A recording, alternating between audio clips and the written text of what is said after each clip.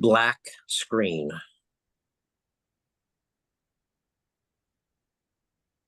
The island of Havilah was vastly different in those days. All things were as they were intended to be. Exterior. Swirling clouds come into view. Day. Clouds part, exposing. Exterior. An island. Day. Swooping closer. About 100 miles across, a blended mix of jungle, tropical forest, grasslands, tall peaks of sandstone, and craggy cliffs with cascading waterfalls. Its elevation gradually rises to the center, and in that center lies the Black Forest, a frightening tangle of dark, twisted trees. Zooming in at lightning speed to exterior waterfall and lake. Day. A giraffe stands by the waterfall, staring down at Premity, a girl of 12, holding hands with Fortias, 23, bearded and muscular. They and all the members of the family, wearing primitive clothing fashioned from leaves and vines, males bare-chested, females bare midriff, are all barefoot. The inhabitants of the island never knew sickness, pain, fear, or sorrow. The giraffe bends its head down face to face with Premity. She speaks something into its ear, then nods to Fortias. He grabs hold of the giraffe's ossicones, swinging himself up, and sits on its head. For they all had eternal life. The giraffe straightens up, reaching its full height, turns and carries Fortias, waving joyously to the waterfall. Waving at him from the other side of the lake are Keene, 38, also bearded, his wife, Eilea, 35, son Trey, 7, Sabira, an Asian woman of 20, and Mandemus, 60-ish, a long beard. Fortias slides off the giraffe's head to the craggy cliffs, climbs to the top, then leaps from the waterfall, plummeting 50 feet into the water below. They swim to greet him as he reemerges. Then it's Keene's turn as he takes his place beside the giraffe. As long as they obeyed one simple rule, never enter the Black Forest. Exterior, jungle, near dusk. Keene runs through the jungle, ferns and branches slapping his face, a container made of tree bark slung over his shoulder. On his way, he breaks a handful of leaves off from a passing tree and munches on them. Jungle, another angle near dusk. Fortias runs in the opposite direction, stops for a moment, chucks up at the sun through the trees, and howls triumphantly, resumes running. Exterior, jungle, clearing near dusk. Eilea and Sabira steer intently into the jungle thicket, watching, waiting. Behind them, Trey juggles 2 coconuts as Premity, holding several in her arms, occasionally tossing him another. Mandemus, standing beside the fire pit, leaning against a staff, watches them play. The pit is filled with smooth, bluish rocks and 2 roughly chopped logs. Lying on the ground across from the pit serve as benches.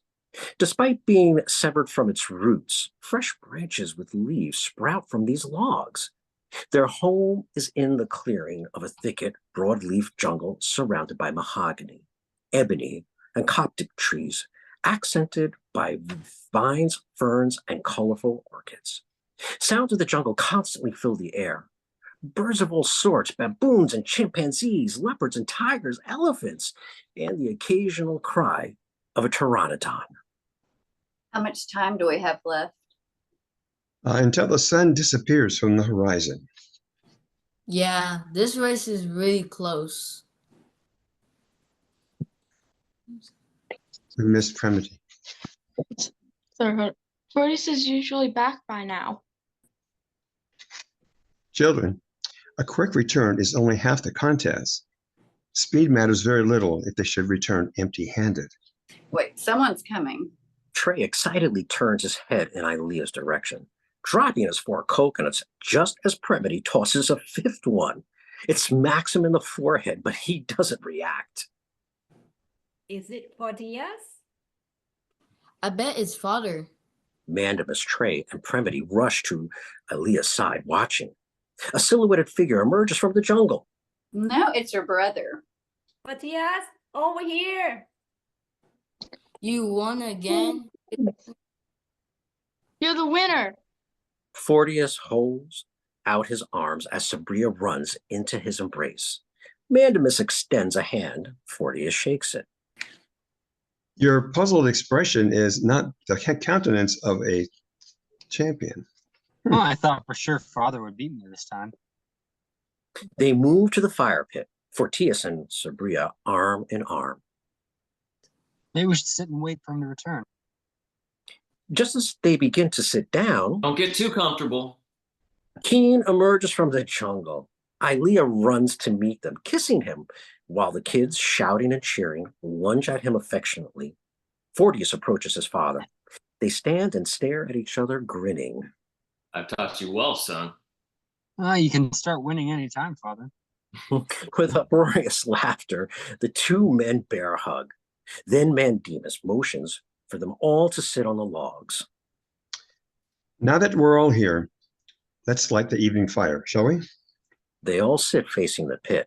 Mandemus picks up two larger blue stones nestled in a grove at the front of the pit, holds them over the rocks. Did you see him, Dad? Did you see the pterodon? Mandemus smacks the stones against each other, causing sparks to fall upon the rocks below. Instantly, the rocks begin to glow like charcoal embers. Then tiny tongues of fire creep up from beneath them, growing to 3-foot flames. Pteranodon, Trey. It's Pteranodon. And yes, we met. Trey and Premity grip each other's arms, trembling with anticipation. Mandemus, why don't we show our trophies? Mandemus returns the striking stones to their nesting grove, being careful not to separate them. All right, my valiant contenders, let's see your trophies. Starting with Keene. Go ahead. Keene and Fortias slide off the log to the ground. Keene removes large eggshells from his bark container. Exterior, craggy mountain, late afternoon. Keene methodically climbs up the steep sides, eventually reaching the top where massive nests drape over its edges. The climb was quite a feat, requiring a lot of concentration and patience. As I got closer, I could hear their squawking. There were 3 baby pteranodons. Keene stares wide-eyed at the furry, thick-skinned young as they bound over to him, inches from his face, studying him. Whoa. Where was the mother? Oh, she showed up. From a great distance, a pteranodon approaches, emitting an ear-splitting cry. As it gets closer, Keene is amazed by its 20-foot wingspan. Its claws extend and grip the peak's sides, settling in, showering Keene's face with dust. What a spectacular creation of God you are. Now I need your help. I need the shells of one of your eggs. Using its beak, the pteranodon scoots remains of a hatched egg toward Keene. He slips it into his bark container. Thank you. May God watch over you. He reaches out and pets one of the young. The fire pit.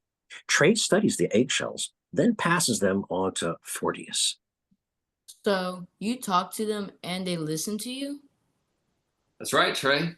All animal life hears us and understands us. I thought only Premity can do that. No, God has gifted Premity with communication. The animals speak to her.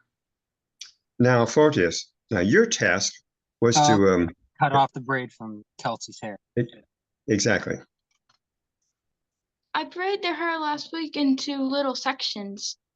Right, but they wouldn't lower their heads. Had to monkey up a palm tree to get high enough. Kelsey didn't bend down for you, were you? Nope. Nope.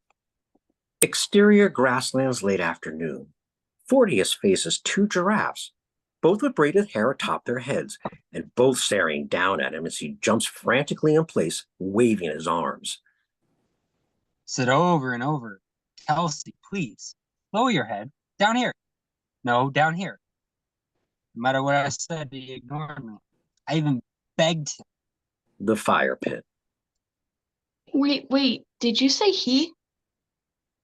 Did you say he? Yeah, feet, the male draft, so I decided. Fortias, Kelsey is a girl. Linky is the boy. Huh?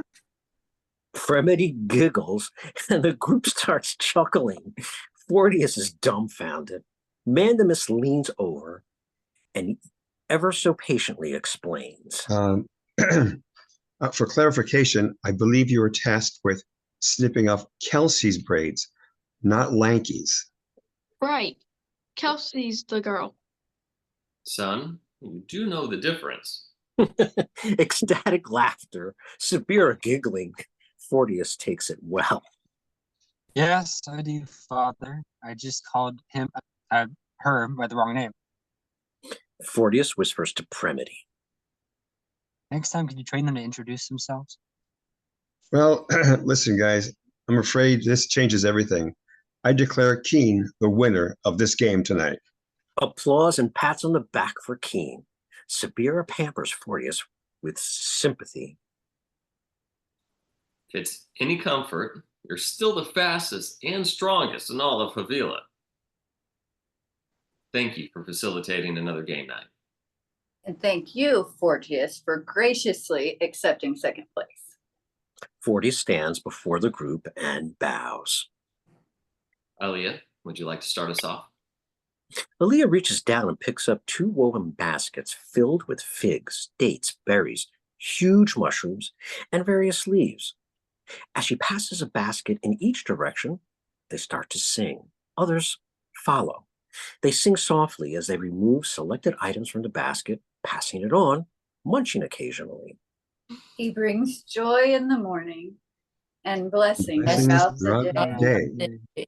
As God watches, God watches over us. It is good. We hear We hear him him say, it is good. It is good. No, He knows our every way. way. It is good. Good. It is good. Good. God God blesses us each each day. day. Exterior fire pit evening. Fortius and Sabira lean against the log, snuggling, talking. Mandemus stands staring into the fire for many moments, whispering. Overhearing him, Fortias straightens up. Mandemus? Scott talking to you? Mandemus nods, gazing into the flames, unblinking. Fortius gets to his feet, helping Sabira. Then we'll leave you now. Thank you. Thank you. Fortius holds Sabira's hand, walks her to the side of the pit, kisses her cheek. They stare into each other's eyes, then gently pulls away. Oh, don't forget a torch. Yes, thank you. Fortius doubles back, reaches down into the pit through the fire, and picks up a flaming rock.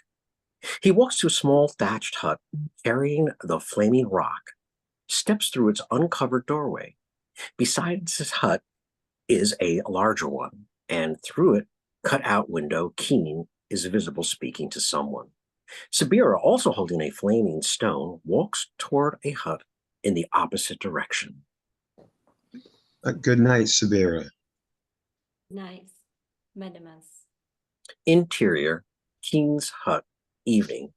Everything inside the hut is formed out of foliage and tree or bark and stone. A table is hewn from stone, stacked upon rock legs. Its chairs carved from logs that still sprout leaves. The 2 beds are large stone platforms packed with fresh leaves, and 2 torches from the fire pit illuminate each half of the room. Keene stands at the window, staring out into the darkness. Premity and Trey lie in bed beside each other atop the leaves, while Eilea, at the foot of their bed, slides their feet together, comparing them. Just as I suspected, Trey, your feet are growing twice as fast as Premity's. I beat you. You 2 aren't asleep yet? Mommy got distracted by another contest. That's understandable. Father? While Keene speaks, he remains looking out the window. Yes, sweetheart. Hold on. I jumped ahead, I'm sorry. Premity, bottom of page. Yep, I miss Yeah. her. I'm Miss I'm- her. I miss Randy. Can I keep her inside so we can talk every day? We tried that, but she told you she preferred to be outdoors, remember? Eilea crosses to Premity's side, kneels before her. Birds need to fly, dear. Parrot. She's just a parrot. She's All a right. parrot. Parrots need to fly. God made her that way. And little girls need to sleep.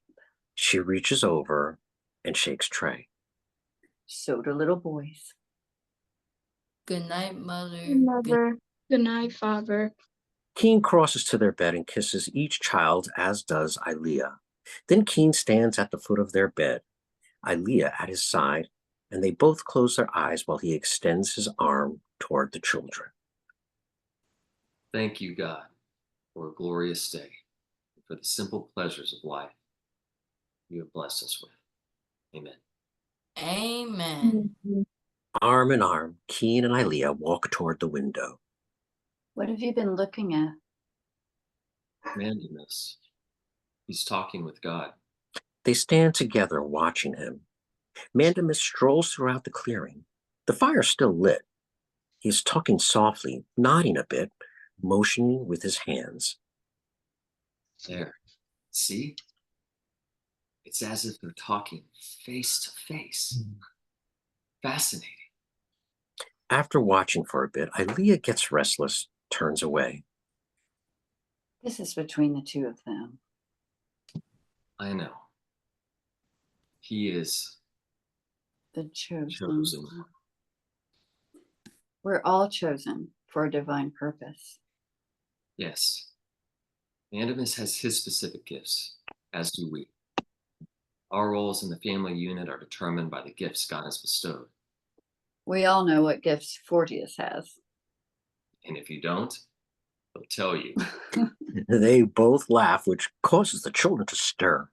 Keene and Eilea shush each other, then move to the table and sit. Fortias the strong. Fortias, master builder.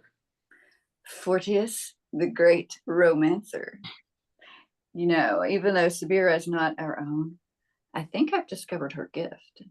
Keene leans in closer with much interest. Since she joined us, the plants grow faster, fruit ripens quicker.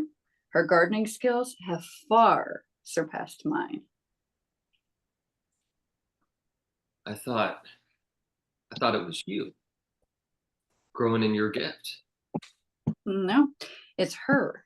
I think she's cross-cultivating with seeds from her family. But your gifts are all that's required for our family unit.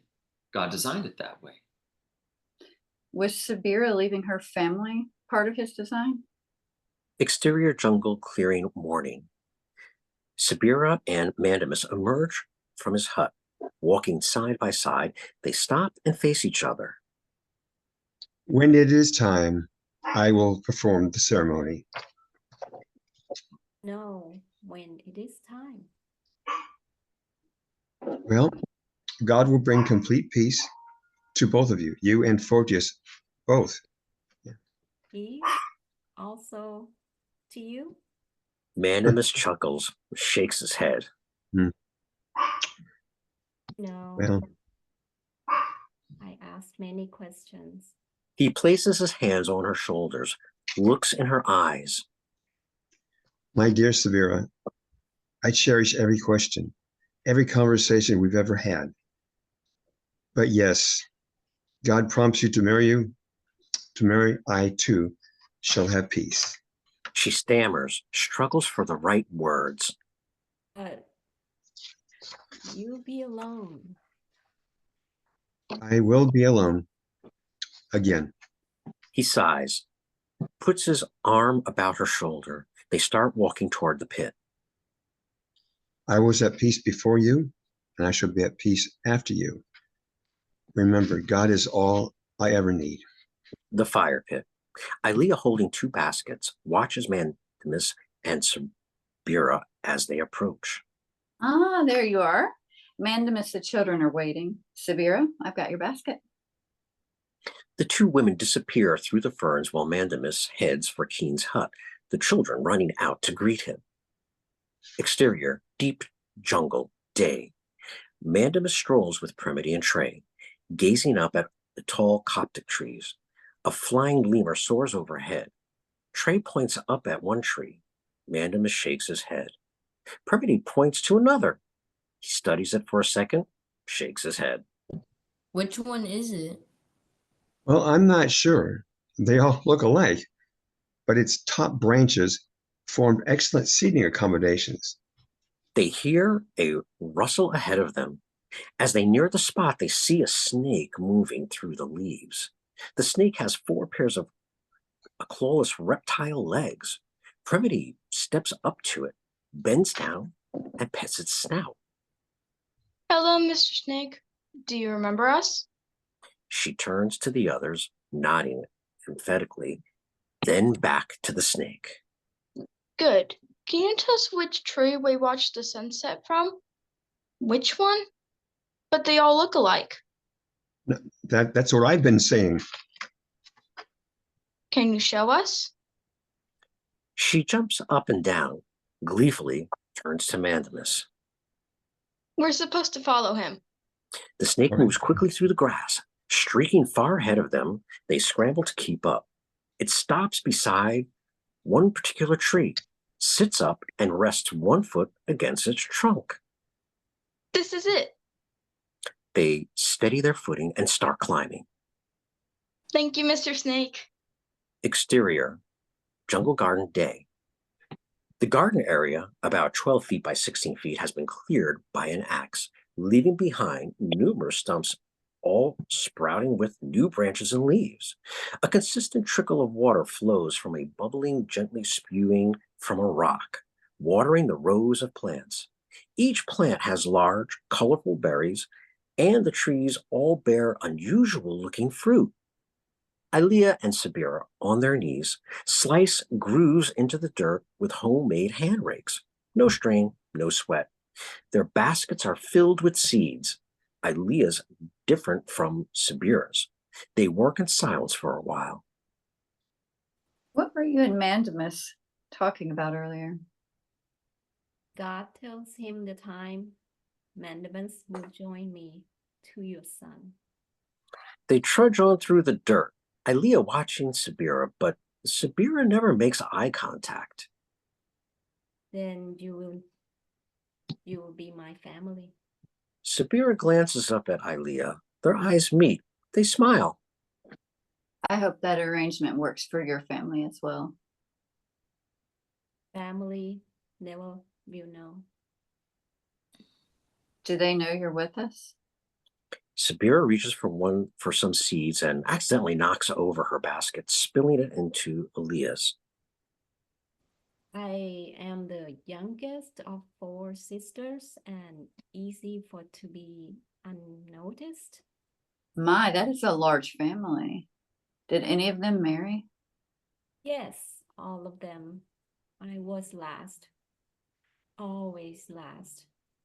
After my 3rd sister married, I know I am to be next. So did you find someone? There was one boy I liked. I thought he liked me. One day I saw him sitting in the cave talking with a girl, the only child from another family.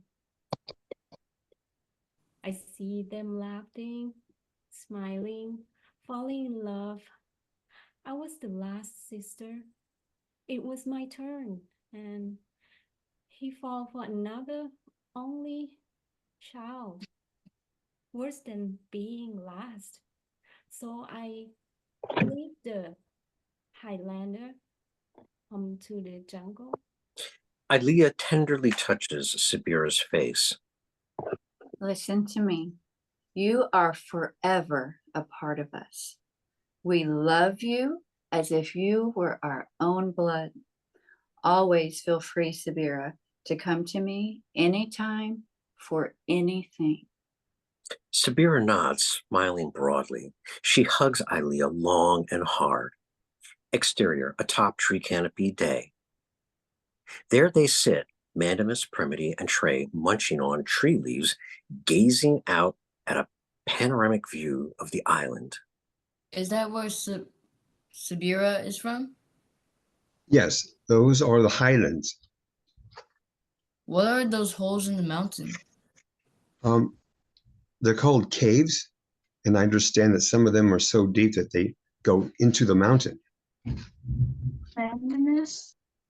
Why did God make the Black Forest if we're not supposed to go in it? A thought-provoking question, Premity, and one most difficult to go. Let me think about that.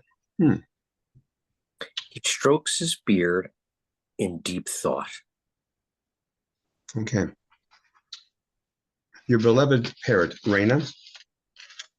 Arena? Yes. Now, if you could have your wish, you would live with her in your hut forever. Now, isn't that right? And Right. that's your wish because you love her so much.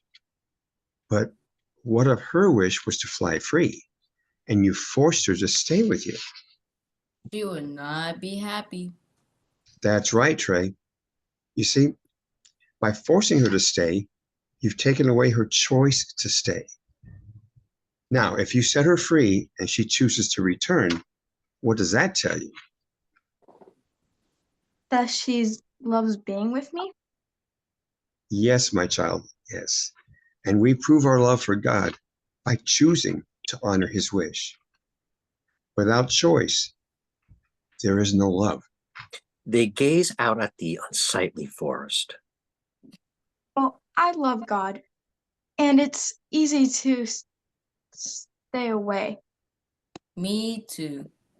Mandemus reaches out and hugs them both, but the tree limbs, unsteady, cause them to drop about a foot, so only their eyes are visible above the tree line. They stare blankly at each other for a moment. It's even easier when you can't see it. Exterior, the fire pit, evening. The group sits on the logs, fire blazing, while Mandemus, with his staff, paces on the other side of the pit. Last night, God spoke, and he wants me to share this with you all. Now remember, he takes pleasure in your pleasure, and he delights in continually adding variety so that you never tire of the usual choice. So, within 2 moon cycles, he will add another fruit. Watch for it, Eilea and Sabira. It will be called pomegranate. Pomegranate. Yes. Pomegranate. They Now, laugh to themselves. The children practice the word. It's a red, juicy fruit with seeds. Oh, also, he's adding another beast to the fields, to the grasslands. It will resemble a horse, but with black stripes. It is called zebra. Zebra. Can we ride it? Well, that option always exists. I want to ride 2 of them, standing up, 1 foot on each of them. He gets to his feet, mimicking the stunt. Could help you up after you fall from each of them. Laughter from the group sends him back to his seat. Sabira, I fell for you the day we met, and I've never gotten up. Exterior, grasslands day. Keene and Fortias are both sitting atop an elephant's head, racing, bouncing terribly, trying not to fall off, as they're bent over, holding onto the elephant's ears, steering. They race across the open field, shouting at their beasts to go faster as the islanders cheer from the sidelines. I gain the lead, feeling fairly confident. Fortias maneuvers himself down from the elephant's head, holding onto the ear, and slides down its tusk, standing on it, cheering himself on. But at the clearing of the woods, something caught my eye. Sabira stands amongst the trees, wearing clothing fashioned from other leaves, watching Fortias. Fortias, unable to take his eyes off her, loses his concentration, and slips off the tusk, rolling over and over on the ground. He gets up, eyes still glued to her, and walks in her direction. The fire pit. Fortias stares lovingly at Sabira in his arms. You were then, and still are now, God's creation that most pleases my eye. He kisses her forehead. She squirms bashfully. Then Mandemus walks over to Premity, bends down in front of her.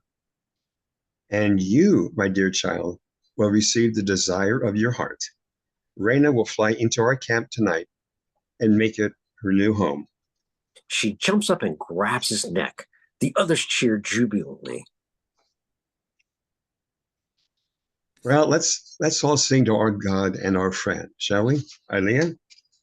He brings joy in the morning and And blessings blessings throughout the throughout day, the day. as As God God watches watches over over us. us. It is It is good. good. We We hear him say, say, it it is is good. good. It It is is good. good. He He knows knows our our every every way. way. It It is is good. good. It is It good. is good. He He blesses blesses us. us Each every day. It'll sound much better in song, believe me. Suddenly, a whooshing sound from the trees. They look up and they see Reyna flying above them, circling the camp. Her 3-foot-long tail of luminous feathers catches the sun.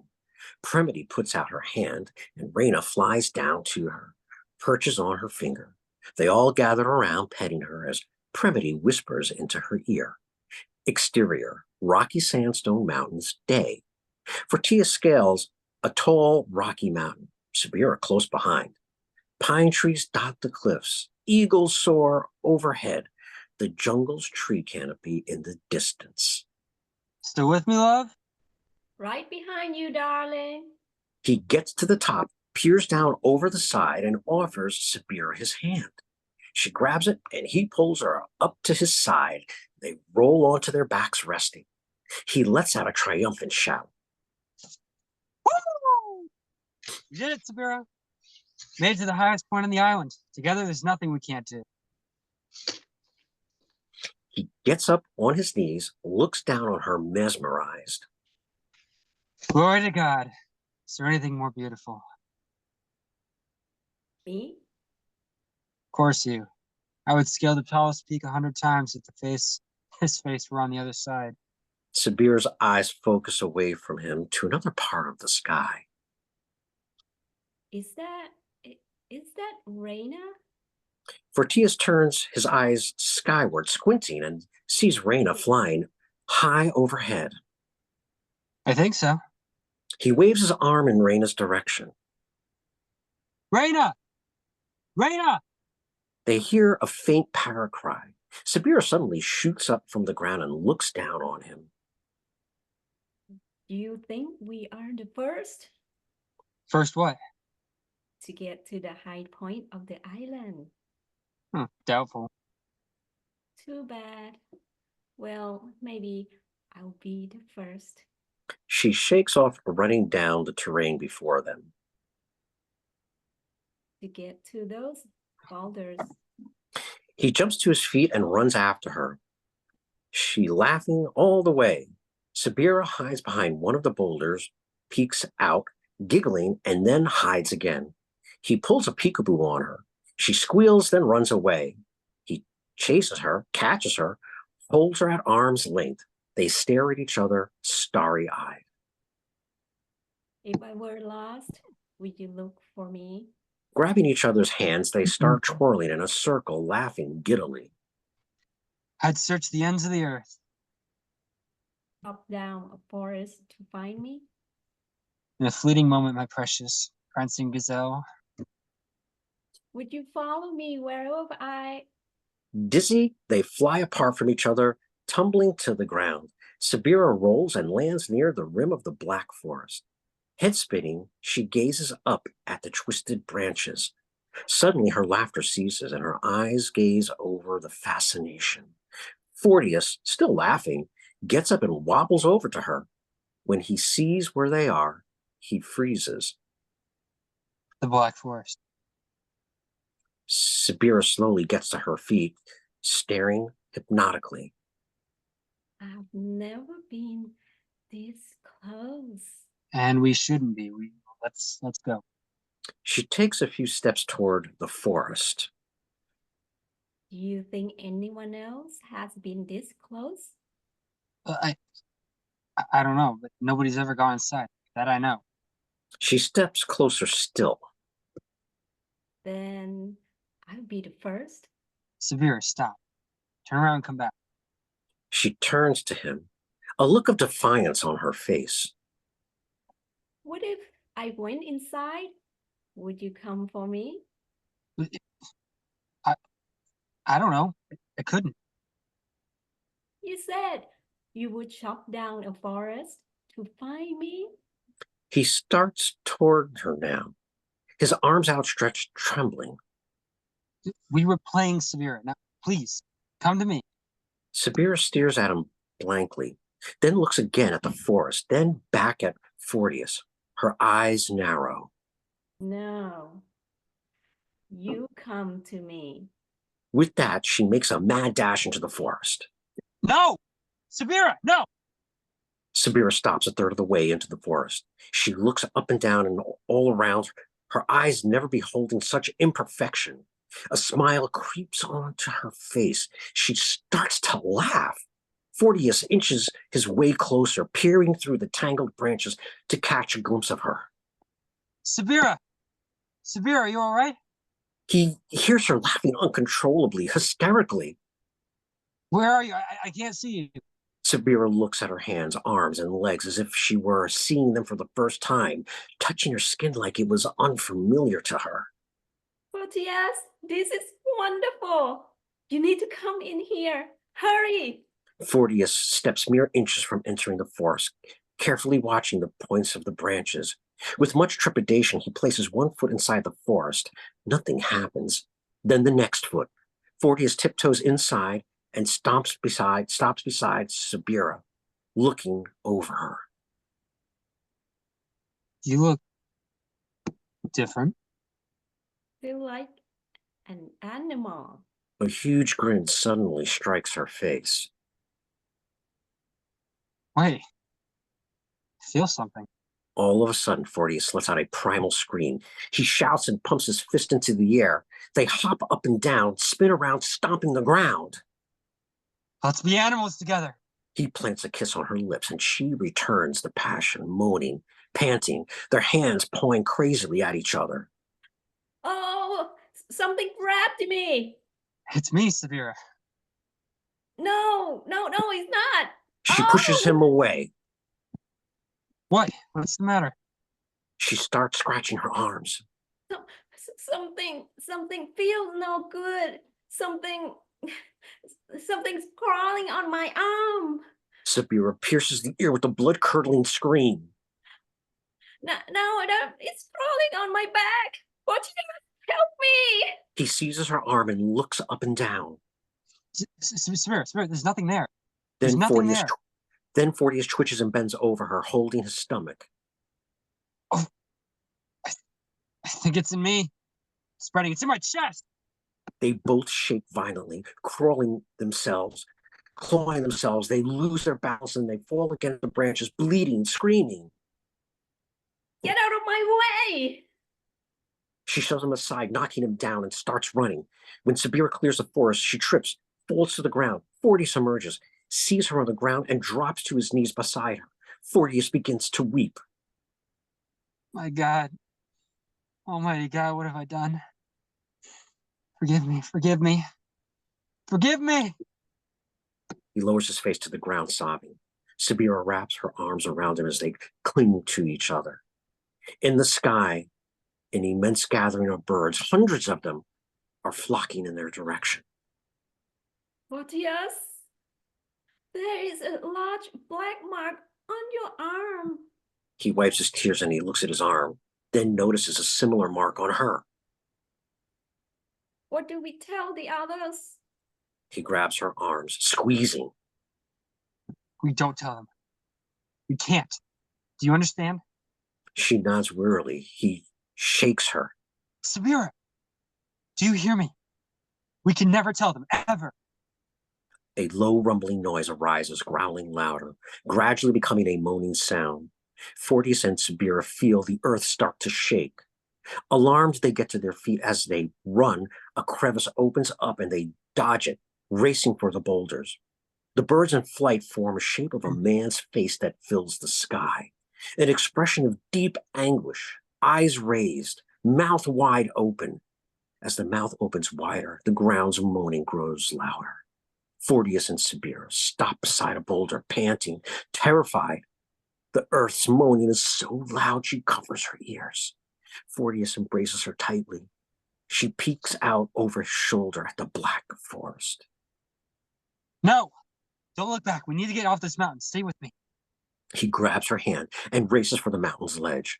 The birds have now dispersed, scattering apart. The man's face stretching beyond recognition, the rumbling beginning to settle. Exterior, jungle clearing, dusk. The fire is flowing from the pit. One empty basket sits on the log beside another, one half full of fruit.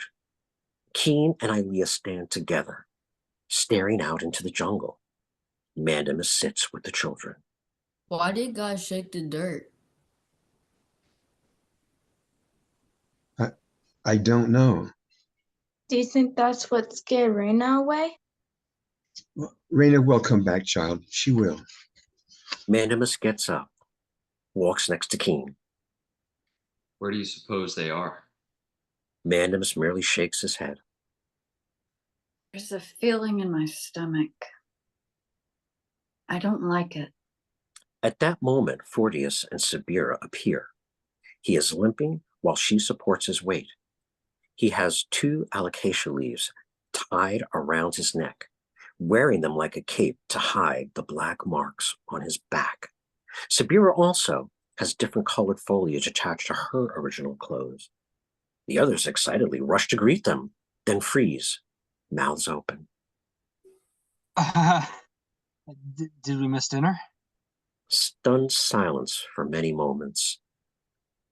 What is this unusual dance? What happened to your clothes? Where's Raina? Oh, yeah, Father. I'm limping because I slipped down the mountain and hurt my leg.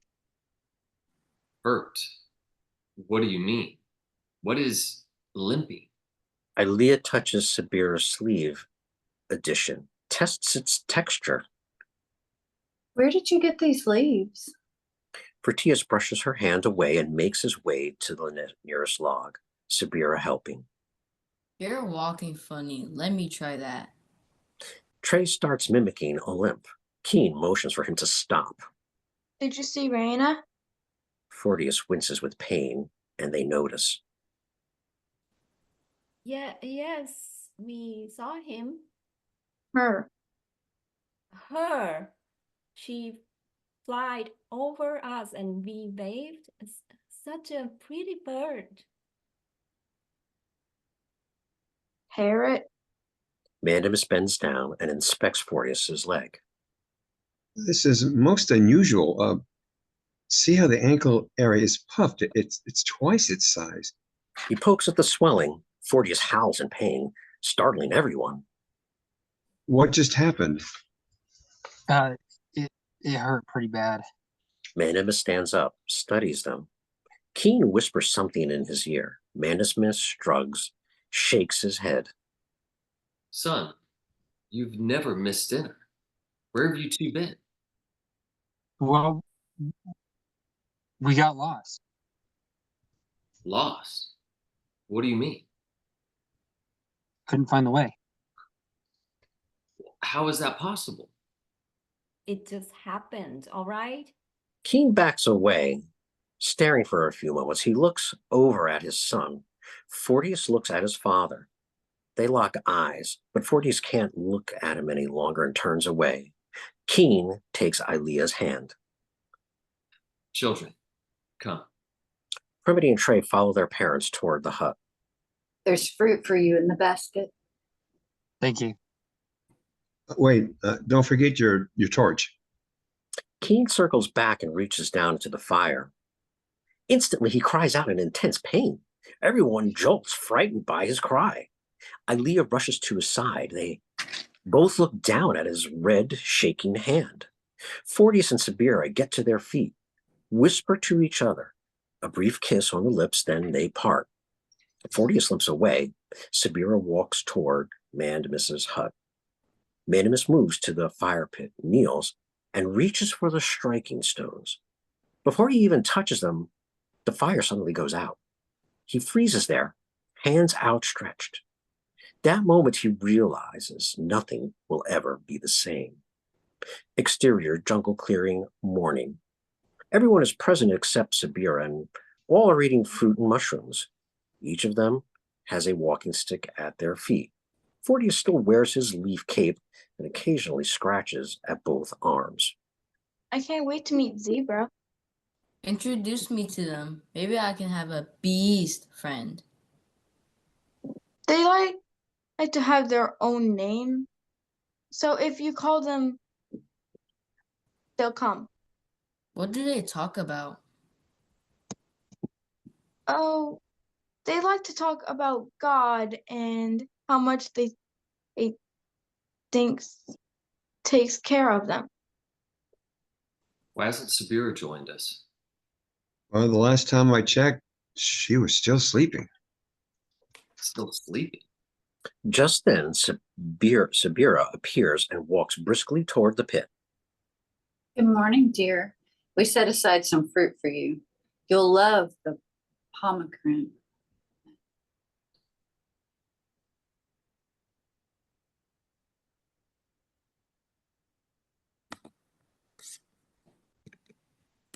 Everyone looks at each other inquisitively. Eilea gets up and sits beside her, putting her arm around her. Darling, God has designed fruit to sustain our bodies daily. We don't eat out of desire. Said, I'm not hungry. Sabira immediately buries her face in her hands. Eilea notices black marks along the back of her neck. She gasps, gets up, and moves next to Keene. Sabira raises her head, wiping tears from her eyes. I don't know why I did that. I'm sorry. Please forgive me. Eilea and Keene exchange a curious look. Yes, I forgive you. Mandemus touches Sabira's cheek and collects a tear, stares at it. Are you joining us on the hike to the lake? Sabira checks Fortias. He shrugs, nods. Oh, Just then, a familiar whoosh sound. They look up and see Raina circling, but never getting close enough to land. Premity shoots up and extends her hands skyward. Raina, down here. I am here. Here I am. Raina swoops down, but misses Premity's perched hand. It slams into the side of their hut. They all jump to their feet and rush over to it. Hands are everywhere, anxious to rescue. The parrot squawks and flaps its wings, dodging the hands. Everyone, wait, back away. Let Premity pick her up. Premity gently reaches toward the parrot. It hisses at her. She halts, checks up at Mandemus. He urges her to continue. At last, she secures a grip around Raina and lifts it to her chest, cradling it. Oh, thank you all. Premity has her now. Why don't you take her inside and she can rest while we're away, okay? The others, relieved, disperse. Fortias remains behind Mandemus, peering over his shoulder, scrutinizing Raina's behavior. As Premity comforts her pet, Mandemus leans forward and whispers to her. Premity, when we return, ask Raina where she saw your brother, all right? Fortias, hearing this, quickly ducks away. Premity looks up at Mandemus, who motions shh with his finger. She nods, walks to the hut. Why did you do that? Didn't you see me? I had my hand out for you. While everyone reaches for their walking stick, Fortias sits on the log, rubs his ankle. Sabira, with her stick, hands him his own. He waves it off. Aren't you going? Son, why are you sitting down? It's my ankle. A little difficult to walk. I want to rest it a bit. Do you want us to wait, dear? No, Mother. Go ahead. I'll join you later. We'll walk real slow so you can catch up, champ. Fortias chuckles, waves him on.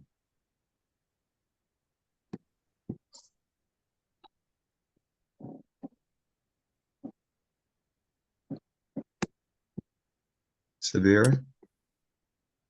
Me? Yes. Fortias? What are you? He discreetly shakes his head to her. She looks confused. He leans towards her. Oh, She backs away, glaring at him, and joins the others. They ad-lib their goodbyes and disappear into the jungle. Fortius sits for a few moments waiting, then gets up and limps over to Keene's hut, checking over his shoulder for a few times, then goes inside. Then there is a squawking sound. Exterior jungle, late afternoon. The islanders with their walking sticks return to camp, Fortius with them. There is a sour mood. No one smiles. I'm sorry, sweetheart. I know how excited you were. I wanted to talk to the zebras. They were so pretty, Mother. They sure were. Maybe we'll try again tomorrow. Keene, I have never seen anything like this. It's almost as if our presence there was unwelcome. Exterior waterfall and lake, day. The group stands gawking at a variety of wildlife, including a pair of zebra that have distanced themselves from them, plastering themselves against the cliffs, some hiding, peeking out from the ferns.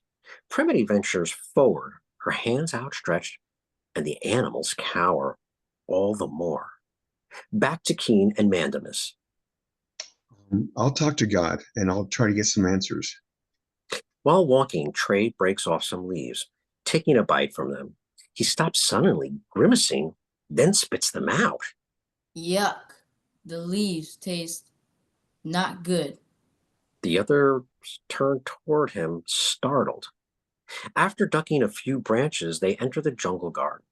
They gaze down at the plants as they pass through, Eilea pointing out a few spots of interest. Then suddenly she stops. The others noticed her distraction and turn to look. The bubbling rock. Look. The bubbling has diminished to barely a sputter. Eilea grasps, drops to her knees, and touches the ground next to their recent furrows. She looks up at Keene, panicked. It's dry. Fortias and Sabira glance at each other uneasily. Keene turns again to Mandemus. I don't understand. The water, the leaves, the animals. Wait, He bends down to Premity.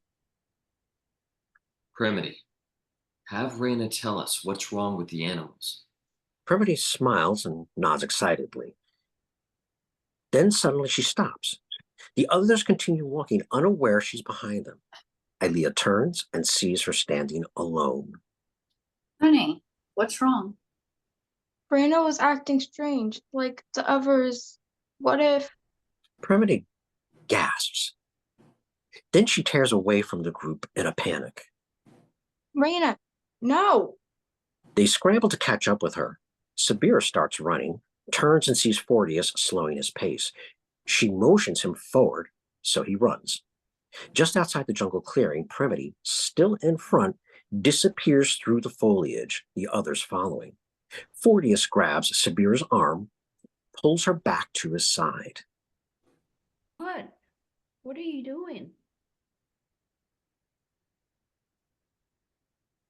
Don't hear me. What? What are you doing? You're muted, Ian. I'm sorry. Don't go in there. Your sister needs us. Stay here, please. They hear Premity screaming. Then a messy ruckus of chaos and confusion. Sabira turns full to Fortias. What is going on, Fortias? Raina, Sabira stares intently at him. Fortias bows his head. What did you do? She was going to tell Sabira. Who? Going to tell what? Lena saw us at the Black Forest and was going to tell Premity. Did you hear? The animals are afraid of humans. I didn't know that then. Sabira shrinks from him in disdain. Would you rather everybody know we destroyed their world? You better hope I never tell her. Sabira brushes by him, leaving him standing alone. Interior Keene's hut evening. Trey lies in bed, trying to soothe his sniffling sister. Premity cradles a lifeless Rena, beautifully splayed feathers spilling from her arms. Keene sits at the table while Eilea paces in front of him. They speak in a hushed tone. But you're our leader. We look to you for guidance. I am guided by the wisdom Mandemus receives from God. So you're waiting on both of us. The day's nearly gone. Why hasn't God spoken yet? Trey coughs a few times. Keene turns to Trey. What did you say, Trey?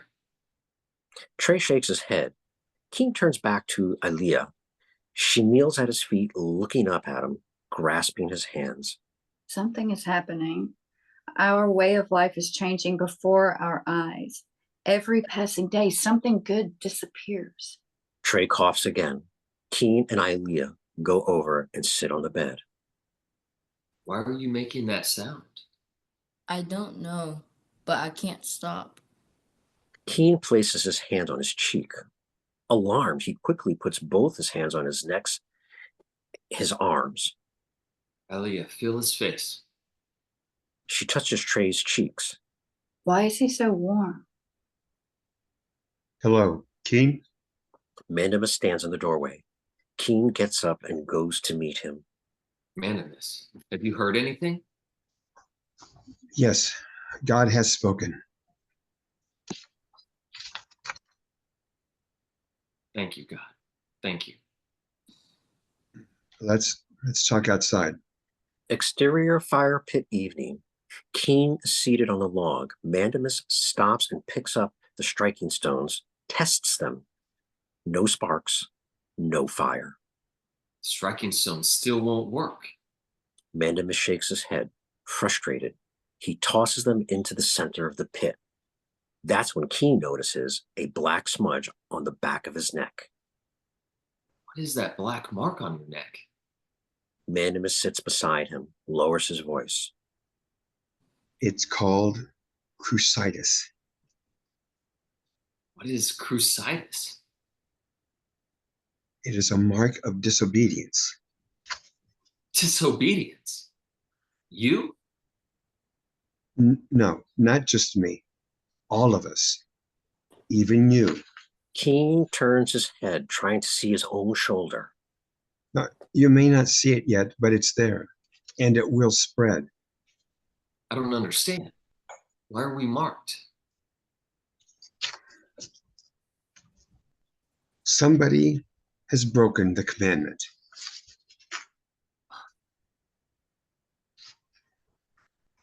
Someone entered the Black Forest? Mandemus shushes him, then nods. What? But it's been here since the beginning. Why now? Why would anyone disobey the only commandment? Wait. Fortias and Sabira. Not so fast. That forest is surrounded by 2 other family units. Anyone could have violated its borders. The only thing we know for sure is that crucitus has somehow found us. What happens to us now?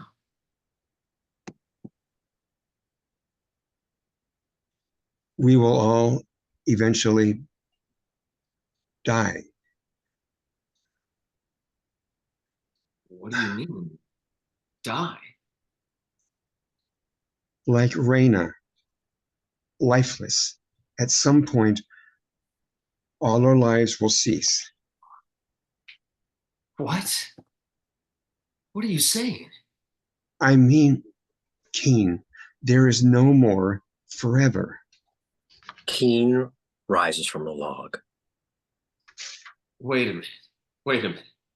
You mean Eilea and my children just gone? Hey, Keene, listen, I'm not finished yet. I got more to say. No, no. God won't let that happen. Wait. There is good news. Good news. Whenever we eventually die, we can be renewed, reborn, and live with God. Where? A place called Shembria. And what will that be like? Well, it would be a perfect paradise, like Havilah was just days ago. But even better. Then aren't we all better off dead? No, wait. You don't understand. Those afflicted with crucitis cannot enter Shembria. Why? Disobedience and perfection cannot coexist. Then how can Shimbria be good news if we're not allowed to go? Because God has made arrangements. And why are we being punished for someone else's disobedience? Keene, we all pay the price. No, you misunderstand God. This one time, you didn't hear him right. Even God's chosen one can make a mistake. Mandemus reaches out and grabs Keene's face, leans in close. This is God's final revelation. Respect his words. Do you understand me? Keene nods. Mandemus removes his hands. Keene begins to shake. He trembles so badly his knees give out, and he sinks to the ground. My God. Almighty God. Would you take from me the very joy of my life? That which I cherish most? Where is your mercy? Why have you abandoned us? My friend, God will never, ever abandon us. Keene's eyes closed, softly starts to sob. Go away. Please go away. Just don't say anything to the others, all right? Mandemus turns and wearily walks away. Interior Keene's cabin morning. Eilea sits on the bed next to Trey, coaxing him to eat. Keene helps Premity wrap Raina up in leaves, ties the bundle, closes it with vines. You must eat, Trey. Your body needs it. Mommy, I just want to sleep. Keene escorts Premity, numb with grief, toward the door. Let's find a special place to keep her. Exterior fire pit day. Fortias and Sabira are seated, hunched over in seclusion, their baskets of fruit untouched. They watch Keene and Premity disappear into the jungle, carrying the leafy bundle. Sabira narrows her eyes at Fortias. He looks away. Trey, please. Mommy, I can't. Fortias gets up. Sabira follows him too. Keene's hut. Fortias steps inside, heads directly for the bed. Sabira leans against the doorframe, watching. Hey, buddy, aren't you eating? Trey shakes his head. Fortias reaches out, and his mother hands him the basket. He sits down, fingers through the dates, berries, grapes, and pomegranates. Such delicacies are good for a champion. Aren't you a champion, buddy? Trey shakes his head. Fortias pops a fig into his own mouth. You're not? Challenge you to a contest to prove you are. I can't beat you. He looks over at Sabira and winks. You can beat Premity, though. He swishes a fly away from his face. Remedy? Sure. Other day I saw her eat 2 dates and 3 grapes, and that was after mealtime. Trey thinks about it. He looks down into the basket, reaches in and picks out a date. Fortias hands the basket to Trey. Stands up beside the bed. Eilea mouths, "Thank you." Remember, You eat just 4 grapes? You beat her. You might want to try the tangerine. We're doing fine.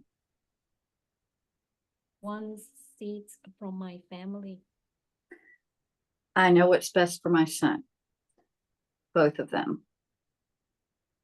Tangerines are one of his favorites. Are they? I didn't realize we were having a contest. We aren't. I'm just trying to help. I've raised 3 children without your help. Sabira steps inside now. Eilea stands, faces her. Isn't your gardening improved with my help? Sabira. Mother, please. We're here to be married. I know, dear, and she is your first and only choice. I wish you had been hers. Premity rushes in crying, Keene chasing after her. God promised me. He promised me Raina would be my pet forever. It was supposed to be that way, honey. Sorry. She drops into the bed, curling up beside Trey. He grabs her hand. She squeezes it. Keene notices Trey had been eating. Trey, you're eating.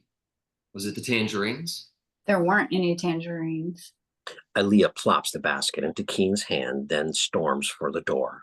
What's the use? No one likes my meals anyway.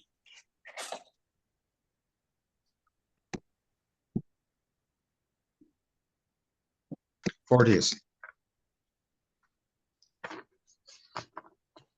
I'm sorry. I lost my place for a moment. Top of 46. Thank you. Mother, we love your meals. She brushes by Sabira and heads outside. Fortias follows his mother, but stops next to Sabira. What did you mean I wasn't your first choice? Oh, I don't know what she babbles about. My mother doesn't babble, Sabira. The fire pit. Fortias confronts Eilea, who is pacing around the pit, fuming, Sabira watching closely. Mother. Oh, Fortias, but I do babble. On and on. Usually about a poor, unfortunate girl who can't seem to find a mate because her 3 sisters have already married. Sabira tears over to her like an attack dog and halts inches from her face, breathing furiously.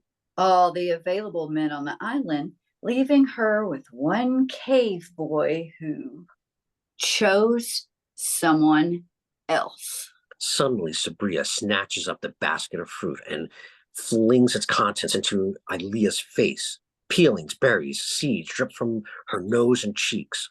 Fortias gasps. Without warning, Eilea lashes out and slaps Sabira across the face. You will never be a part of this family. Never. As fingers start pointing in temper's rage, Fortias jumps between them, holding them at arm's length. Keene runs out from the hut, Premity trailing. I trusted you, and you betrayed me. Keene waves his arms, demanding reconciliation. Premity sits on a log, starting to cry. Then Mandemus bursts into the scene and, aghast, watches the turmoil. Seizing with rage, he raises his staff and slams it down upon the log, breaking the staff in 2. No! Rebellious heathen! Must I strike you next to show God's displeasure? The islanders are stunned into silence. Mandemus flings the remaining staff into the jungle. Where is Trey? Is he not ill? He waits for a response. Who is watching over him? I was. We were both. King. Bring him here. Go on. The rest of you, just sit down, please. As Keene makes his way to the hut, Mandemus circles in place, trying to compose himself while the others sit at a respectful distance. Keene returns with a drowsy-looking tray.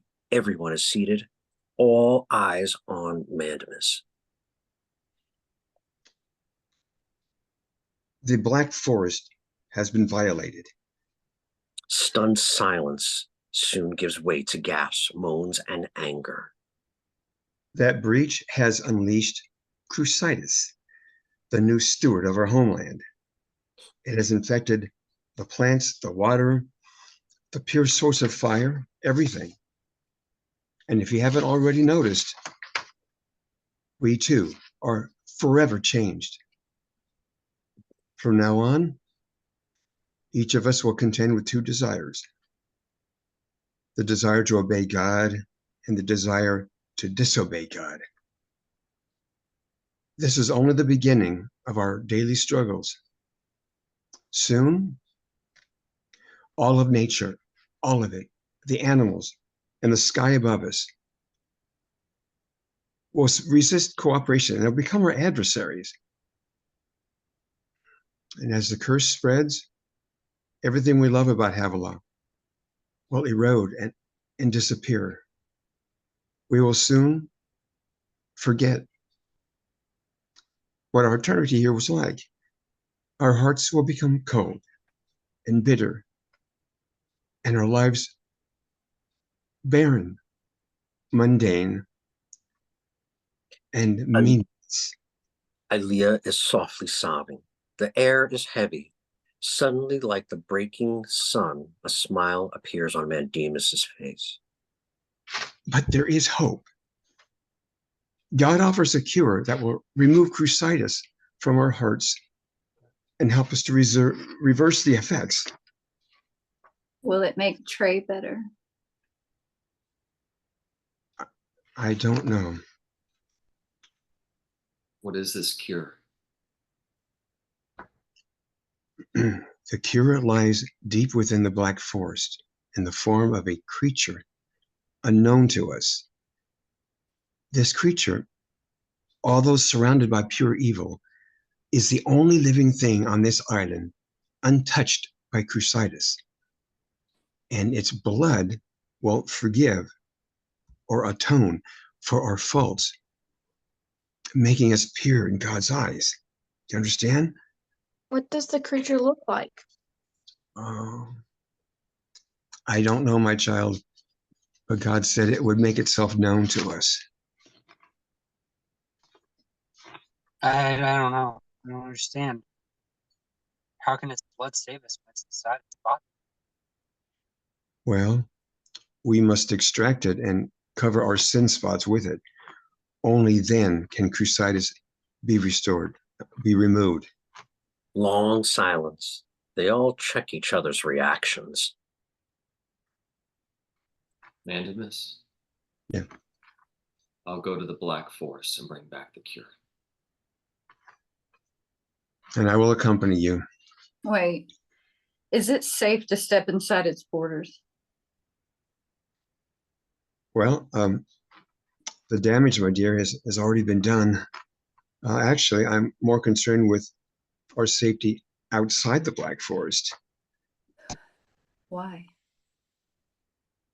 Our friends in the animal kingdom now want to kill us. Maybe I can explain things to them. They can no longer speak, Premity. I'm sorry. She buries her face in Eilea's arms. Without warning, Eilea softly begins to sing. Brings joy in the morning and blessings throughout the day. As the others join in, gradually the song becomes off-pitch, piercing sour notes, and some struggling to remember the words. God watches God over watches us. over us. It is good. good to hear We hear him you say, say, It is good. It is good every day. He shows us He every shows day. us every day. Good. It is good. It is good. Good. He blesses our every way. After they finish, there's an awkward silence. No one speaks for a bit. Voices like that, it's no wonder the animals want to kill us. They unanimously break out in laughter. Then they stand and hug each other. Eilea goes over to Sabira. I wish for your forgiveness for the things that I said. Me also. Eilea and Sabira hug. Keene lifts Trey and carries him to the hut. Mandemus hurries to catch up with him. Keene, meet me outside at dawn. We have much to do. Keene nods. Exterior, the sandstone mountains day. Mandemus and Keene run for their lives across rocky terrain dotted with pine trees. They both carry a 6-foot spear, a woven basket, and a hollow gourd slung over their shoulders. Chasing them are 2 entelodons, large, fur-covered pigs, each about 5 feet high, 8 feet long, snorting and growling. That big ledge. We have to get to the top of it. Can you make it? Right behind you. Still running, turns and checks on Mandemus. No, don't stop. Just keep going. Though not fierce runners, the entelodons' powerful hoofbeats are thunderous upon the rocky ground. It doesn't take long for them to single out the slowest target.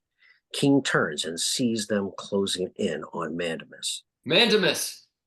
Keene heads back to help. Mandemus, terrorized, stumbles, drops his spear, then gets to his feet, leaving the spear behind, still clinging to the basket straps. The lead entelodon lunges forward and chomps its jaws at his leg, biting the back of his calf, along with the gourd and basket.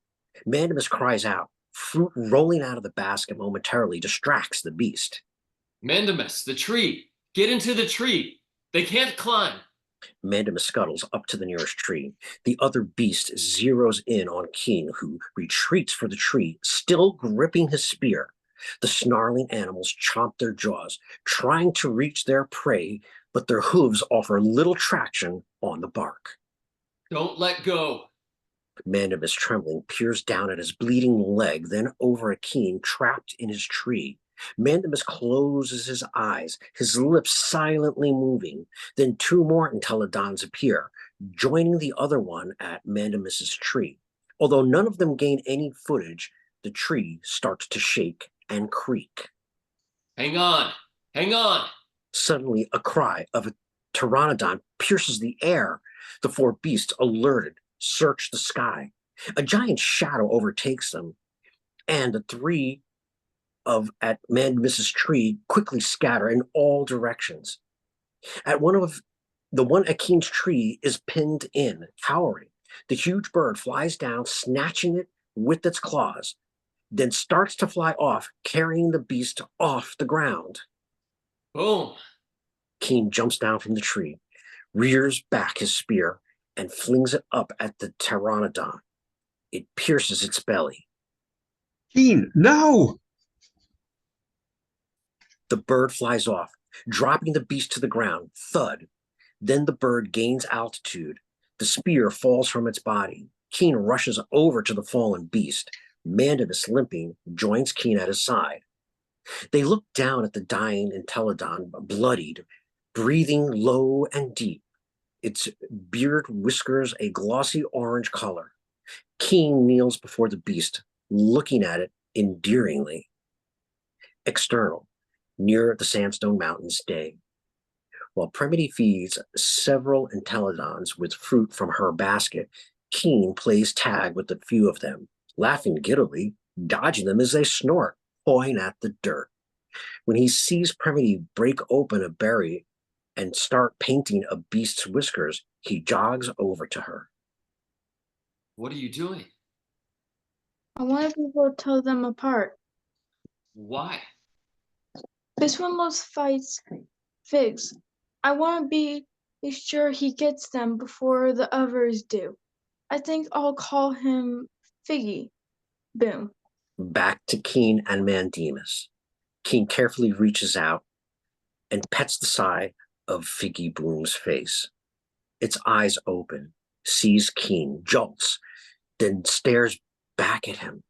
Its breathing slows, calming. This was Premity's pet. Sorry, my friend. I know you don't understand. God's peace be with you.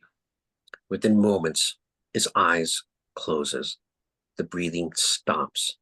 Keene and Mandemus stare at it in silence. Mandemus gazes out at the mountain before them, sighs, and gently taps Keene's shoulder. He stands up. Exterior, mountain peak, day. Keene, lying on his belly, reaches down over the edge and helps Mandemus crawl to the top. Then they collapse in a sweaty heap, panting, their legs and feet cut and bleeding. Keene gets up, helps him to his feet, and they make their way to the boulders. I'm sorry for your pain. If that big bird hadn't flown by, we might both be dead. Yeah, you mean that big bird you speared? He was sent from God. He was? Sorry. Hey, don't apologize to me. Keene freezes, mouth falls open. Hey, I'm kidding. I'm kidding. Actually, I'm surprised God still talks to us. Well, just this morning, he said that after we found the creature, his voice would no longer be necessary. What did that mean? I don't know. But then he left me with one last command that for the life of me, I wouldn't know how to fulfill it. You've absorbed a lifetime of divine wisdom. Trust your instincts. Relying on my instincts is one of my greatest fears. I can't imagine you fearful. Well, let me tell you something. I must have dreamed 1,000 times of having a mate, being married. And there were moments of sweet delusion until Crusaders crept in and turned those dreams into fits of panic. They stop just outside the Black Forest and stand speechless for many moments. Then Mandemus walks forward, takes a few steps inside, looks back at Keene. Are you coming? Breaking God's only law by stepping inside there. Grace supersedes the law. Inside the Black Forest, walking aimlessly, ducking the branches, they scan the area. At the center, Mandemus sees something, stops. There. I see it. Standing in the midst of dense tree trunks is a young lamb watching them. The men tense. Is that the creature? The lamb takes a few steps forward, then bleats. Startled, they grab onto each other. Mandemus nods. Yes. They crouch low, tiptoeing closer, holding their hands out. Okay, easy now. Don't scare it, okay? They kneel beside the lamb, petting it a bit, talking softly. It's clear they are mesmerized, unable to break free of their attachment. All right. Now, first we need to attach the cactus plant. Keene unfolds a foot-long cattail stalk from the hollow gourd, and Mandemus snaps a cactus point in one end of it. Okay, now we'll prick him right here, just behind the front leg. You see that? Gently, and let the other end of the stalk empty into the gourd. Mandemus places the other end of the stalk inside the gourd, sets it on the ground. Then he readies the needle beside the lamb, shaking, struggling to steady his hand. You want me to do it? Mandemus nods, Yeah. hands him the needle. Keene takes aim. Forgive me. Keene jabs the needle into the lamb. It bleats once. The blood starts to flow through the stalk and drip into the gourd. In a few minutes, the lamb starts to groan and soon starts trembling. Are we doing this right? I think it's hurting him. This is God's plan, Keene. The lamb now is squirming about erratically, and Mandemus has to hold it still. As the groans become unbearably loud, its agony is evident with every breath it takes. Mandemus, he's suffering. This can't be right. Keene releases his grip of the needle, but instantly Mandemus seizes Keene's hand, forcing them back into place. God doesn't like this any more than you do, but he can't remove Crucitus without this blood. Mandemus and Keene stare intently at each other. Then Keene finally nods and resumes the task. External fire pit day. Trey, wheezing, sits on the ground, leaning against the log, eating a few grapes. Eilea, seated above him, feeds Premity from a bowl filled with discolored peaches. Premity is wearing a large seashell necklace. Yuck. I don't want any more. So we have, dear. But they're brown and mushy. Eat it anyway. Just then, Trey holds up a single grape, offering it to Premity. You can have this. It's really sweet, Trey, but that's your last one. That's why I want Premity to have it. Eilea kisses the top of his head, then nods to Premity. She takes the grape from her brother. They smile to each other. Just then, Sabira trudges in, rubbing her eyes, and plops down on the ground across from the others. First, she moans a bit, exhaling impatiently. Then she grabs a rock and starts a scratching frenzy. Her legs, arms. When no one is watching, Premity opens up her seashell necklace and places the grape inside beside a pretty stone and one of Raina's tiny feathers. She closes it. I can't stand this. Look at me. Eilea looks her over, shakes her head. Goodness, your spots. They're on your face now. I know. Fortias told me. She flings the rock aside. And I had a terrible dream last night. How could a dream be terrible? It was dark and I was surrounded by branches, tangled up in them, and their points were scratching me like claws. And I started screaming, trying to get free. Eilea, drawn into their story, leans forward.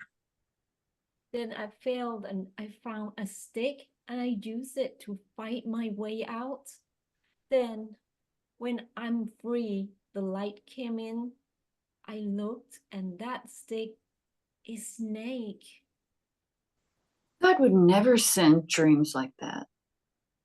He sent it to me. Fortias comes in, sweating, carrying a hollowed-out log about 3 feet high and sets it down beside Trey. There is a carving tool underneath his sash. You like it, buddy? You made this for me? Of course. You're gonna be falling off the logs now. You sit inside one. Fortias picks him up and places him inside his new chair. Premity slides down next to Trey and hugs him. My chair. God, how handy you are with an axe. You could have freed me from that forest. Premity climbs back up next to Eilea, taps her shoulder, whispering. Could Forrest or Dad make me a cabin out of leaves? For what, dear? I just wanted something by my bed between me and Trey. Why? I don't know. He's a boy and I'm a girl. Fortias explores Sabira's face with his fingers, inspecting the black marks. She slaps his hand away, so he raises his arms, twists around, showing her his marks. Not the same. Mine's on the face. Do you understand? I will never be pretty. My face always ugly. It's not fair. Fair? My son is sick by no fault of his own. Do you think that's fair? Sabira turns away. Eilea speaks even louder. My son did nothing wrong. Do you hear me? Nothing. Who did this to him? I want to know who did this. I ask myself that every day. Who did this to us? Some other family unit brought this upon us. I'm sorry, Fortias. Life was just beginning for you. Maybe Mandemus is right. Maybe God can fix this. Ah, Sabira gets to her feet, stands in front of Fortias, staring him down. maybe God cannot fix this. Maybe God does not care. Maybe God caused this. Sabira, God has always loved us. He'd never. God now is full of wrath and judgment. Mandemus says we are all doomed, and every generation after us. Sabira sits on the log facing Eilea, scooting closer to her. Irritated, Eilea backs away. You know what I think? I think God abandoned us. Really, he cannot control us anymore by Mandemus, so he sent them on nonsense search to find animal blood to what? Win back his approval? Please. That's enough, okay? Fortius reaches out to her, and she slaps his hand away. Then they hear voices behind them, and laughter. They turn, look through the clearing. Keene and Mandemus walking arm in arm, approaching the camp with the ruckus merriment of two drunkards. Be of good cheer. We have returned from our crusade. The time of jubilation is at hand. The others, bewildered, watch as Keene and Mandemus sit down, laughing hilariously. It takes a few moments for them to settle down. Your black marks. They're gone. Never to return. Your face looks different. We have changed on the inside. Keene slides the gourd off his shoulder, sets it in his lap, the hyssop twig sticking out from the gourd's hole. Fortius gets up and stares down at it. Is that a gourd? I prefer calling it a vessel, and it carries our atonement. You mean that thing's blood is in there? Mandemus and Keene exchange a sobering gaze, then nod to Fortius. What did it look like? Was it big like a buffalo? I'll bet it was dangerous, whatever it was. Called a lamb. Lamb? It was not large. It was not dangerous. It was not afraid of us. Mandemus motions to them all. Come closer, everyone. Come here. They get up and gather beside Keene. Mandemus nods to him. Keene takes a breath. The others brace for the unknown. I'm not sure where to start. Well, this is difficult to explain. But God will come and live in your heart, actually reside inside you, and he'll speak to us. To all of us. That's right. Not just to Mandemus. And you can actually talk to him. Silently, if you wish. Right. And he'll hear you. Keene and Mandemus watch the others with expectancy while their blank faces reveal the disconnect. So the creator of the entire universe She extends her arms out as wide as she can. is now living right there in your tiny little heart. She smashes her hands together in a tight ball. Right. Mine too. Sabira shakes her head pitifully. So now you can go to Shambria Keene and Mandemus nod. Mm-hmm. and you'll never die. Well, we'll still die. So why are you so happy? Because I'm not afraid. All right. No other questions? Who wants to be first? Silence. They all look at each other. Several moments go by without a response. Nobody? Premity steps forward. Sabira bends down. whispers in her ear. God lied to you about Peña. Premity looks up at her, steps back. Keene fidgets impatiently. What's wrong with everybody? He goes to Eilea, moves in close to her. Sweetheart, we can live together forever. I'm scared Of what? of change. She looks down, unable to face him. He moves to Fortias. Son, I know you aren't afraid. Fortias glances uneasily at Sabira, then back to his father, his eyes telling all. Keene steps back and addresses them all. Don't you understand? We're trying to save your lives. Do you want us to beg? Mandemus pulls him aside, turning his back to the others. Keene, you can't force it on them. They have to want it. It won't work any other way. Father? They turn to see Trey, reaching an arm out toward them. They scurry to his side. What is it, son? I want to live forever. Eilea, Fortias, and Premity rush over to him. We're listening. Trey, do you love God and choose to obey him? Yes. And do you believe that the Lamb's blood will save you from crucitus? Yes.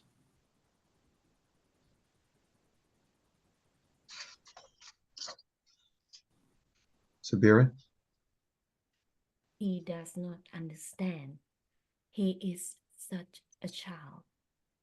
We all need to come to God like a child. All right, Trey, by God's atoning power, you are about to be renewed. Everyone scoots tight to watch as Keene dips in the branch.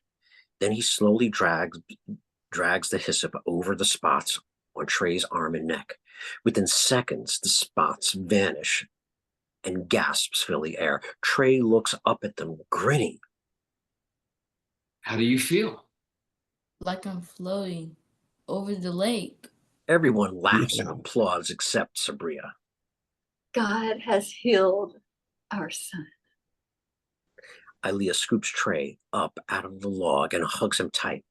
Keene hugs both of them while Mandemus lifts his hands in praise.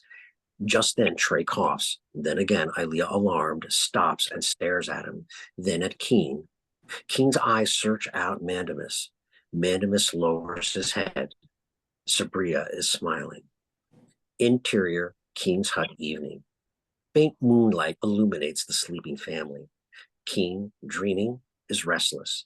Series of flashback moments. Exterior, Black Forest, day. Keene and Mandemus applying the blood on themselves, amazed at the vanishing black marks. The lamb kneels comfortably at Keene's side, head resting on his leg. Keene in bed, his restlessness grows. The Black Forest. Keene is petting the lamb, head still on his leg, and it gazes up at him. Keene in bed, tossing back and forth now. No. No. The Black Forest. Keene and Mandemus singing as Keene lifts the lamb and bounces it to the music, swaying it to and fro. In the next minute, Keene and Mandemus panic as the lamb is limp and lifeless. Keene cries, cradling the dead lamb. Interior, Mandemus's hut, morning. Sabira, dreaming, suddenly screams and springs up in bed. The bamboo curtain hanging beside her bed flutters as someone on the other side rushes into the room. Sabira? Are you hurt? No, just a dream. Come in. He slips inside past the curtain, stands at the foot of the bed. These dreams are far too frequent, child. You're worrying me. She gets up, stretches, walks over, and gives him a hug. It is comforting that you are the first face I see at the morning. Sabira picks up a hollowed-out coconut from a rock slab, gets a drink of water. Well, I shall never tire of being your guardian. He kisses her forehead, walks towards the door as she follows. A leaf curtain hangs in the doorway. She leans against it, gazing out at the fire pit. Fire pit morning. Keene and Fortias sit on the log surrounded by piles of rocks and stones. Fortias has a lap full of tree bark chunks, coconuts, and a tangled bundle of tree vines. While he rubs tree bark together, Keene is smacking stones, watching for sparks. It looks like a laboratory for primitive science nerds. Mandemus joins them, surveying their progress. She all right? Yes, just a bad dream is all. Thanks for checking. After rubbing and smacking a pair of stones without results, Keene, agitated, tosses them recklessly into the discarded pile. Mandemus, in deep thought, starts pacing. All right. All right, let's review. Again. Yes.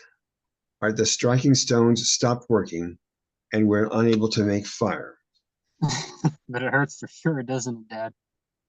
Keene grins, rubbing his hands. Premity comes out from the hut, skipping, strolling up to the rock pile. And then, but our chief water source dries up. But water is still accessible. With much Yeah. difficulty. Yeah. Premity rummages through the rocks. Keene roughly arrests her hand. Hey, don't bother that. We're working here.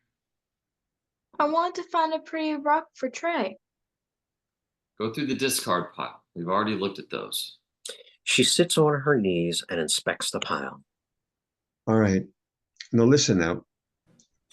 God would have made provisions for us to survive. All right, that's consistent with his character. And we are meant to discover them. I feel that the answer lies somewhere in nature itself. He squints, shields his face, blinded by a bright light. They turn and see Premity admiring a thin, clear, circular stone bright as the sun. Where did you get that? She gingerly holds the stone off to the side. Don't yell at me. You said to look through this pile, so I did. Do I have to put it back?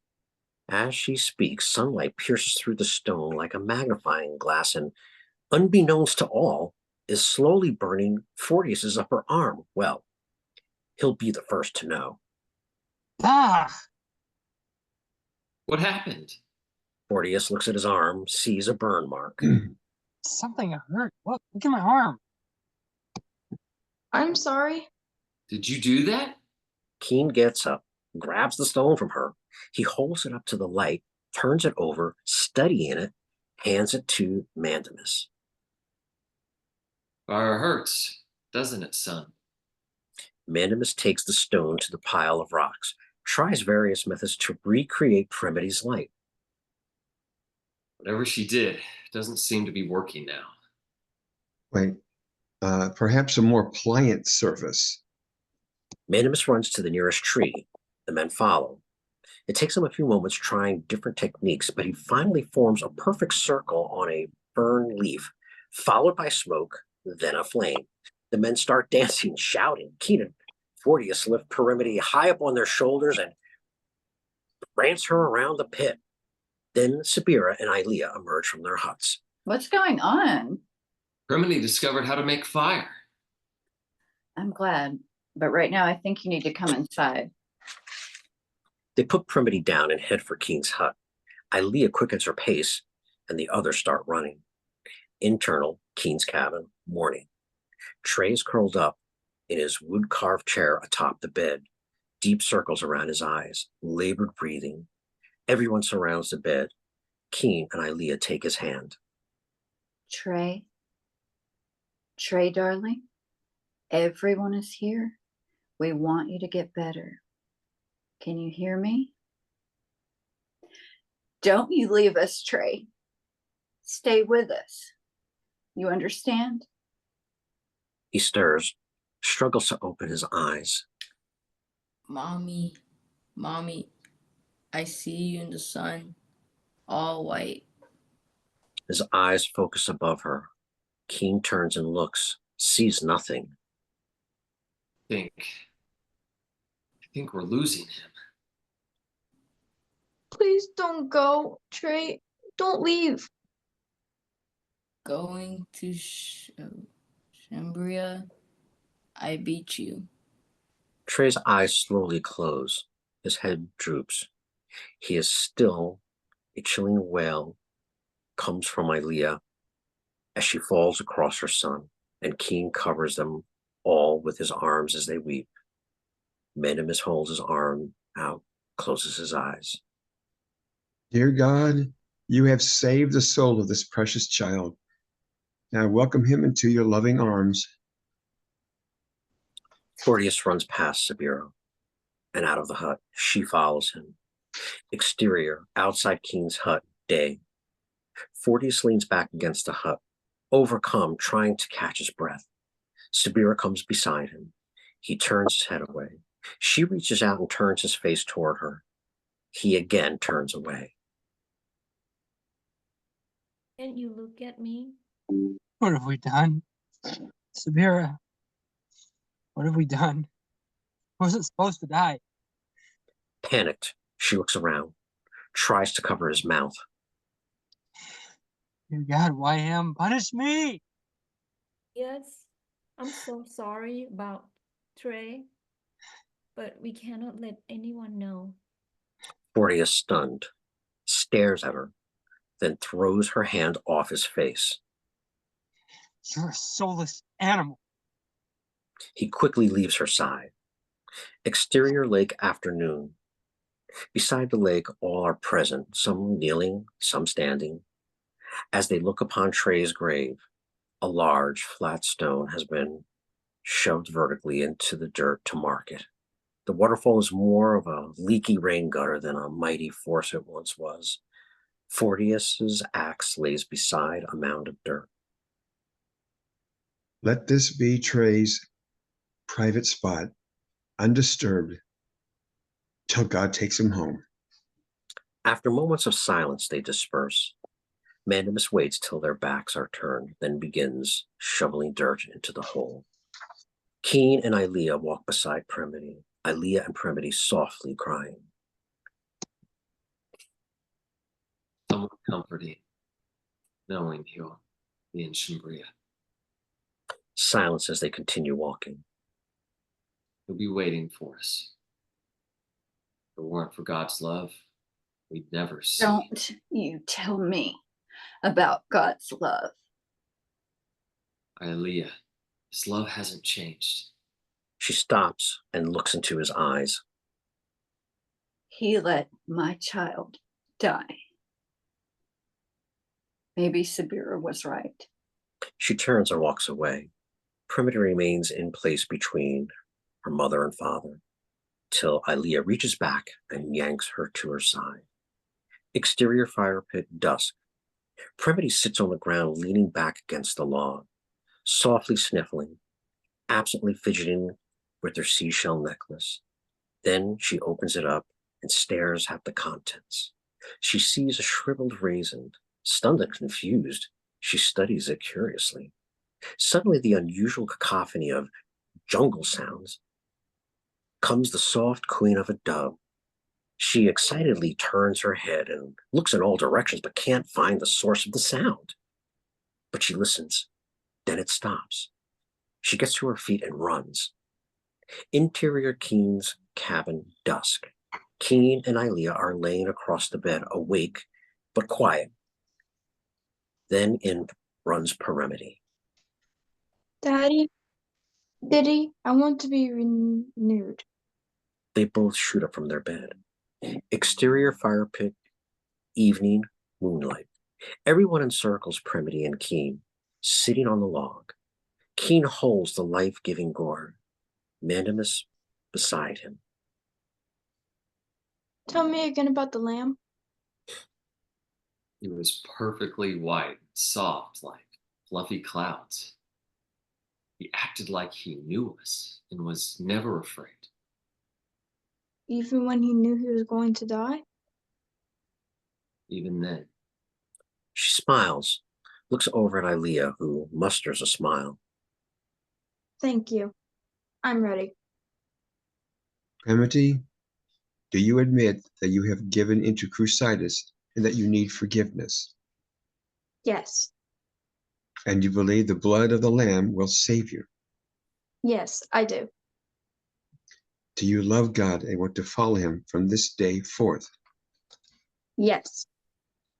Keene dips and wipes blood across her arm, neck, and shoulder.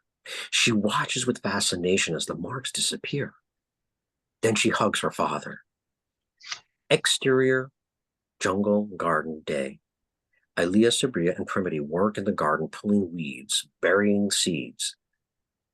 Sabira, scratching incessantly, tips a crudely carved wooden bucket to water the seeded section, but only a few drops remain. She angrily tosses the bucket aside. I'm tired of this. Struggles every day, again and again.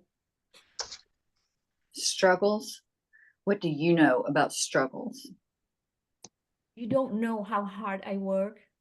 Premity, you see me? Do I work as hard as your mother? Premity, making a mound of pulled weeds, looks up. I think we all work hard and we all need each other. Then the three men approach, Keene and Fortias, grunting, each balancing a long stick over their shoulders that carries a full bucket of water on each end. Mandemus carries a full bucket in his arms. Grunting, Keene and Fortias bend their knees, lowering their buckets to the ground beside the girls. Mandemus sets his bucket down and wanders over to Premity. Or what are you building? I'm making a weed barrel. Mandemus kneels beside her. Well, if you pull weeds that way, they'll keep coming back. Then how do I do it? Let me show you. You pull it up from the roots, see? Like that. Now, if you don't eradicate it from its roots, you'll never get rid of it. Eradicate? Mandemus gets up and joins the men. Each of them pick up a bucket of water, leaving two for the women. Take these to camp. Can I come? Sure, Bubble Bug, we can use to help. Premity marches behind Fortias and the others. I'll be back, Mommy. The women work in silence for a few moments. Eilea, taking a bite from something in her hand, chuckles under her breath. So funny. I was jealous of you. Thought you'd outdo me in my own garden. Look at us now, on the same side. Eilea gets up, walks to one of the buckets, picks it up. We're both failing.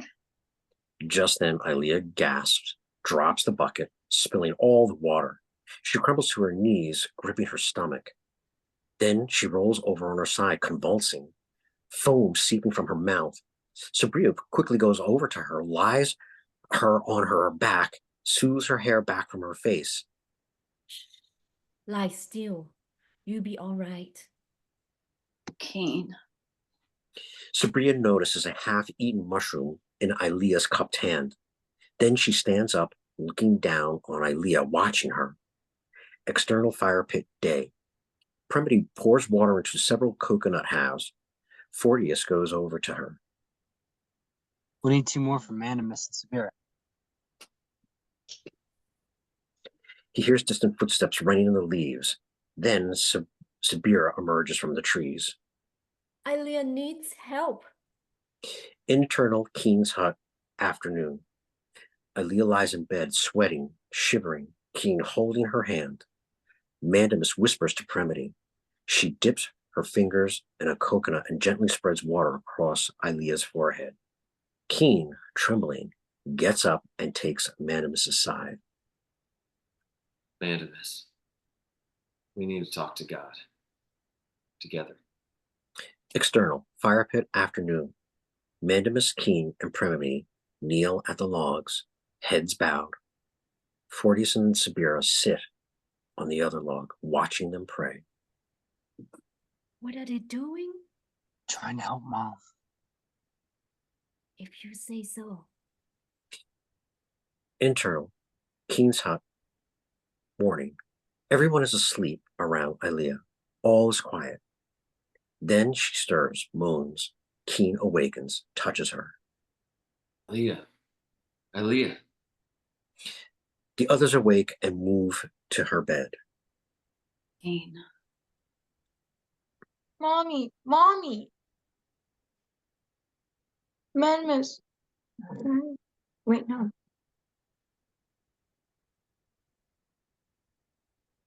Fortias runs to get some water. Eilea grabs Keene's hand, brings him closer to her, wanting to whisper. Keene lowers his head. I had a dream. Tell me, my love. I saw God standing next to a lamb. God called my name, then looked at me and said, I died so that you could live. Keene squeezes her hand tightly, softly sobbing. Interior, Fortias' hut, day. Fortias and Sabira watch out the window as Eilea, surrounded by the others, receives the hyssop. Give them wanting for to be on the same team. It's just another contest, isn't it? I don't know, Sabira. I think they're sincere. No, they are hugging and smiling. Who are they fooling? Fortias steps closer to the doorway, sneaks outside, and creeps closer. Where are you going? I want to hear what they're saying. It's the same thing as before.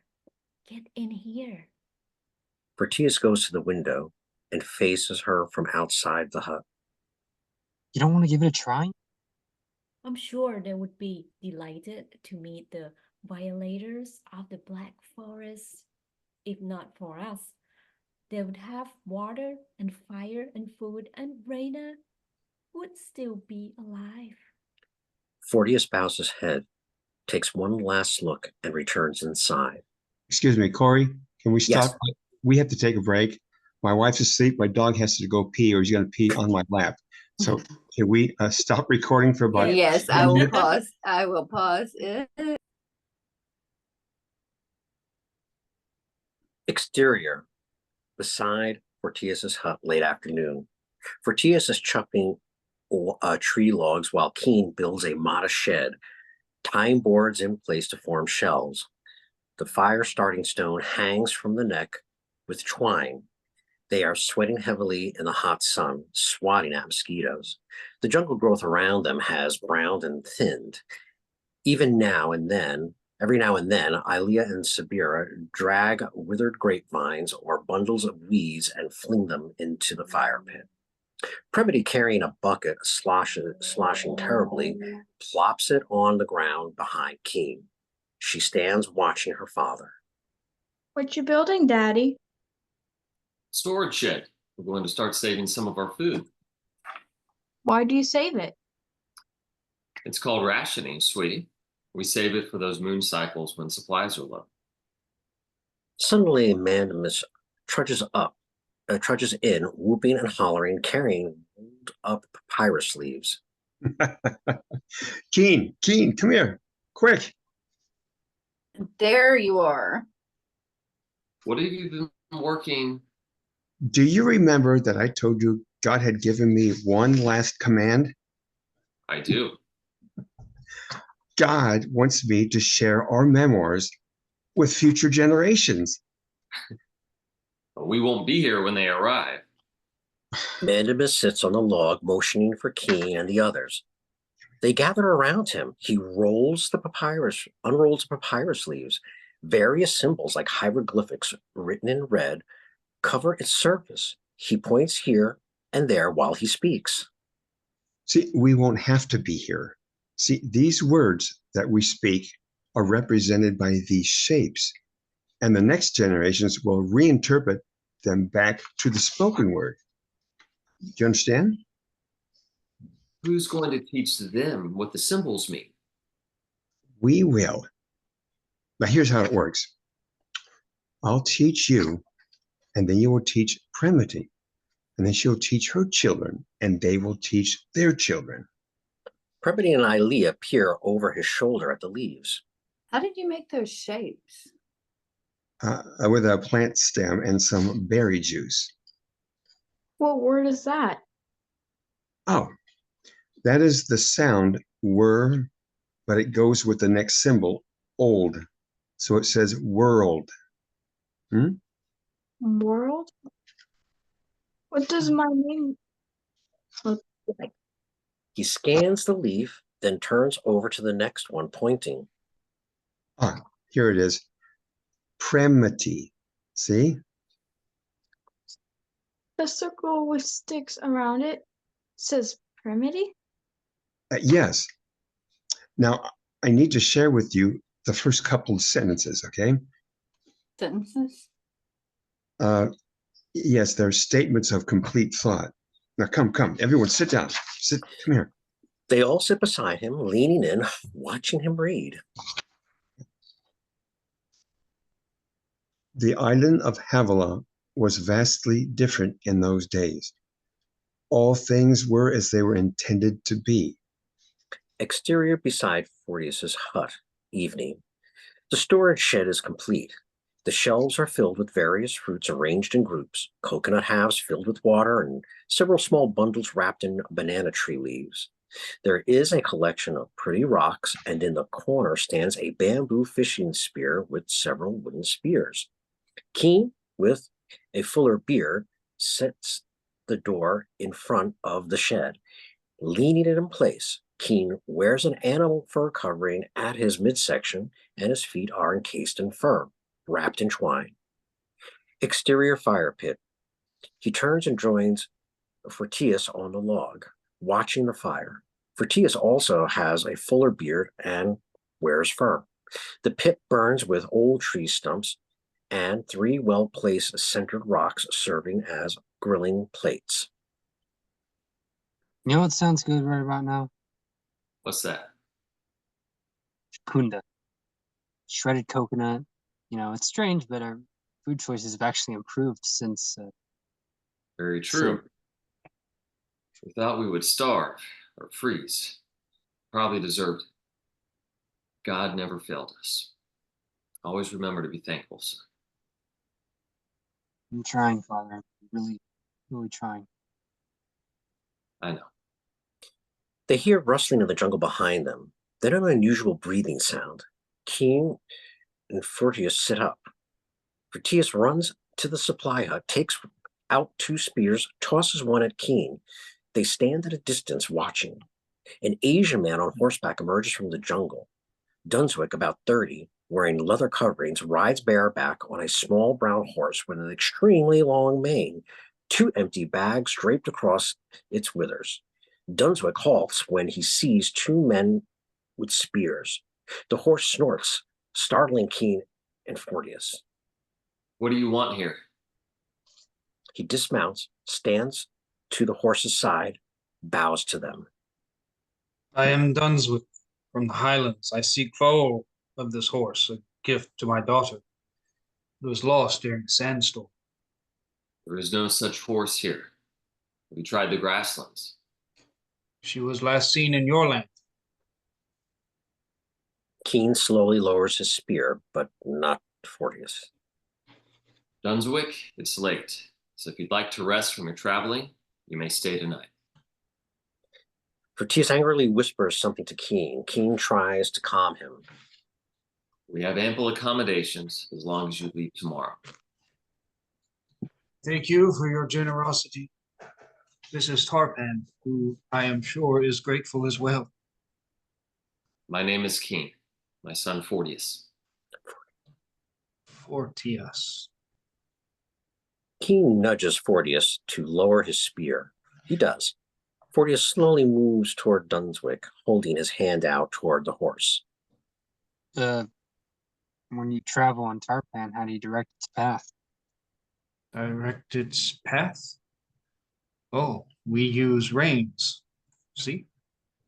Keene and Fortias approach Tarpan's side cautiously, reach out and stroke its long mane. Exterior fire pit, evening, later. The three of them lounge at the pit, laughing loudly, tarpon tied to a nearby tree. Mandemus, his beard now graying, tiptoes in suspiciously, and from the opposite side, Eilea and Premity creep onto the scene. Eilea, eyes fixed on the visitor, doesn't notice she's about to walk into Tarpon. Suddenly, she lets out a scream. The horse rears up, frightening everyone there, and Dunswick shoots up from the log, tries to calm it. Then Sabira appears from Fortias' hut. The horse now under control, Dunswick turns, sees the new faces. Then he sees Sabira. Their eyes meet. Dunswick? Fire pit, still later. Dunswick, the center of attention, shows off his 10-inch knife. Premity and Sabira pet the horse, talking to each other. Sabira's eyes frequently darting over to Dunswick. Stands sound like a good blade. No, it will break. This is limestone. It is better. Dunswick hands it to Fortias, sneaks a quick look over at Sabira. Fortias and Keene inspect the knife together. Mandemus is watching Dunswick carefully. Is this dried blood? Yes. From what? A bear. Closeness to such beast is not desired. Rather to have your long spear.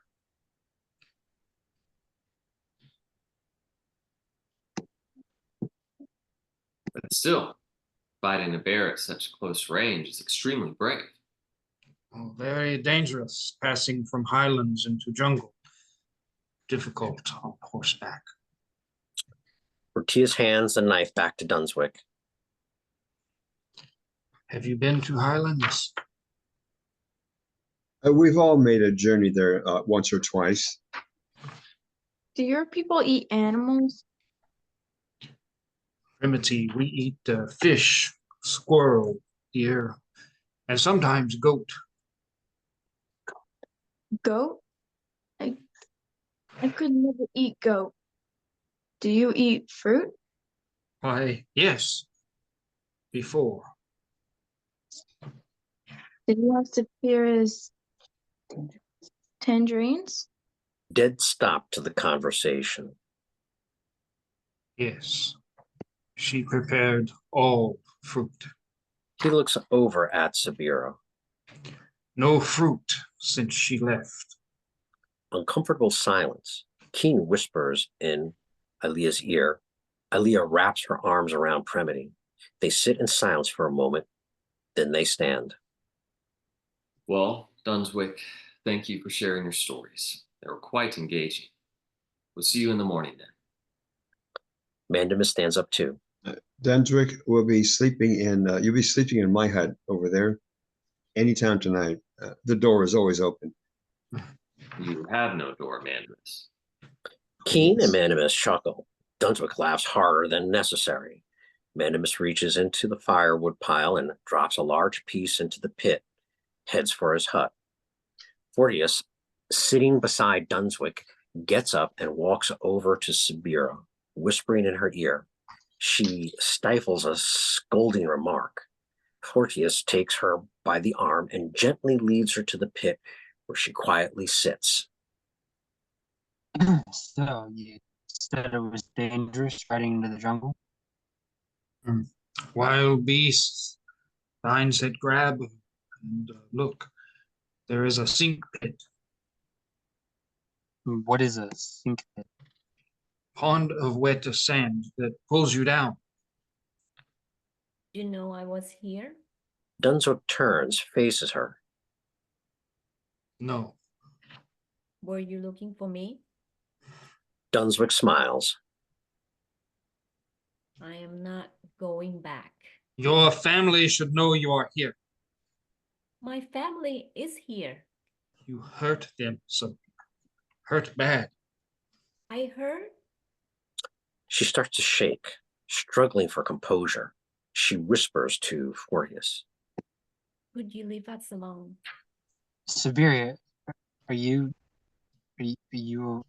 Please, Fortias. He gets to his feet, walks to his hut, checking back at them. How could you say I hurt them after how they treated me? Who? Who? My 3 sisters, my family, and that only child. What fault was only child? She married Kaishan, and he was meant for me. She never married. God set her apart for to be doctor. Doctor? There was never a need for a doctor. Not then. Very gifted doctor now. You are lying. I saw them together. She and Kaishan were in love. Kaichin is dead. Sabria, stunned, stares back at him. He killed himself last year. Why? He was alone, always sad. Sabira tries to conceal her emotions. You are right. He was meant for you. After a few moments, Sabira gets up. Gives me. She runs to Fortias' hut. Dunswick picks up a branch and pokes at the fire. Interior, Fortias' hut, evening. Sabira sits on the bench at the wooden table. Fortias paces. You loved him, Sabira. You wanted to marry Kaichin. And that was what? Just a week before coming here? Didn't know about you then, but I was trying to find you. What does that mean? She gets up and clings to him. There is nobody else, Fortias. I love only you. He removes her arms from him. Fortias stares at her, searching for words. There's a pain in my heart. It hurts like losing Trey. He walks to the door. Interior, Mandemus' hut, evening. Mandemus sits with a wooden table, dipping into the berry juice and carefully writing into the papyrus, referring to a written key of symbols. Sabira comes inside, putting on a cheery face. You are one most busy man. Have you left your guest alone out there? No, Fortias is with him. She sits across the table from him in silence, watches him write, Mandemus concentrating. You and Dunswick don't have much to say to each other, do you? He waits patiently for her answer, but she doesn't. Sometimes it's simpler to leave it unsaid. He looks up at her, sensing the gloom. Or to leave. She reaches across the table and touches his hand. He lays down his writing tool. Mandemus, sometimes I feel like the others watch me from far away, like the zebras that day, and they never come closer. Sabira gets up and kneels at Mandemus' feet, then rests her head on his lap. He reaches out and gently smooths her hair. Sweet Sabira, the heart conflicted, such heavy burdens, so many tears. You are the only one I trust. You are so many things to me. A father, a brother, a friend. She looks up at him and he smiles. She slowly raises, stands up, looking down at him. Exterior, supply hut, evening. Dunswick watches as Fortias shows off their supplies. We store fish on this shelf, wrapped in banana leaves. How long they stay? In only 2 days. After that, Fortias swishes the air between them. Dunswick laughs. Smell bad. What is this? He points to Keene's fire starting stone. Oh, we believe it's from God. It starts our fires with the sun. Dunswick reaches out, touches it. We start fires with sticks. Much hard work. Ah, pretty. We don't have rocks like this. No, Premity collects them. Girls love pretty stones. Listen, Dunswick, she won't mind. Why don't you take one out for your daughter? No, daughter. I thought you were looking for a lost horse. No lost horse. Fortias stares, perplexed. Then why are you here? When I saw you tonight, I knew Sabira here also. How would you know that? I saw you together at the Black Forest. Interior Mandemus hut evening. Sabira, holding Mandemus's face in her hands, bends down and kisses his lips. Shifting about uncomfortably at first, he then kisses her in return. Moments later, he awkwardly gets up from the bench, resisting. But she comes in closer, still kissing. He backs away, tripping over the bench. No, Sabira, this is wrong. You love me? Not like this. This is not God's plan for us. God wants us to be alone? She latches onto him again, but he seizes her arms and pins her against the wall. Sabira, I cannot be defiled. Wounded by his words, she backs away. My task here is too important, and so is yours. She continues backing away. When she gets to the door, she flees. Wait, Sabira, wait. External supply hut evening. Fortias quickly closes the shed's door, blocking it. I was sitting in a cave, looking out over Island, studying bird flights, and then, look, there is a man on a mountain, and he is with Sabira. I watch, see them go into Black Forest, and soon come hunger, cold, and death. He steps into Fortias' space, eye to eye, unflinching. I am here for food, supplies, weapons. We need them. So if you have, we take, because you took from us. Wait. Dunswick, please. Can we just share? Look. Fortias, trembling, quickly opens the door again. Take whatever you need. Dunswick turns toward the shadows.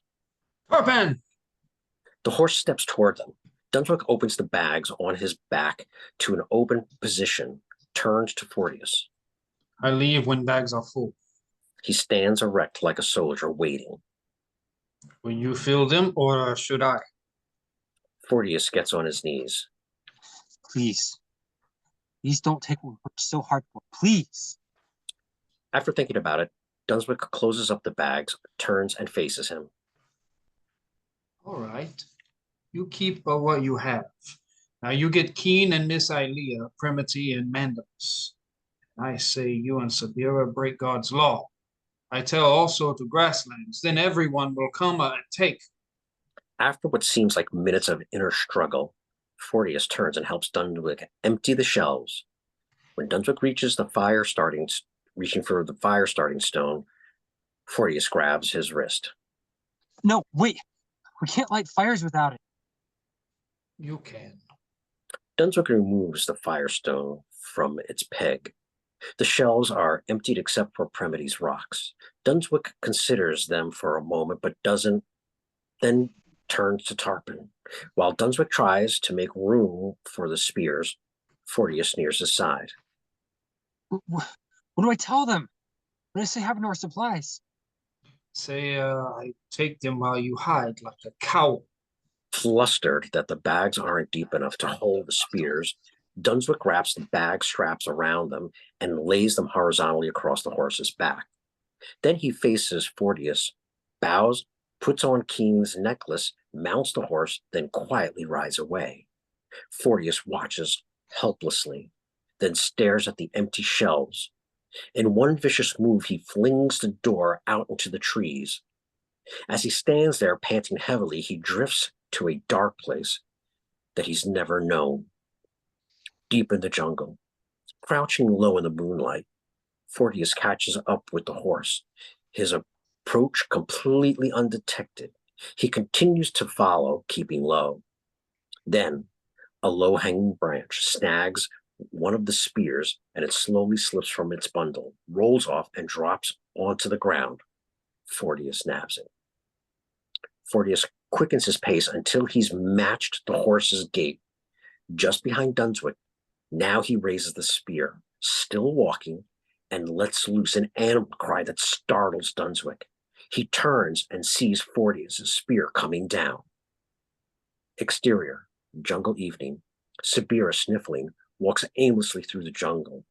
She hears noises coming from the jungle clearing and heads that way.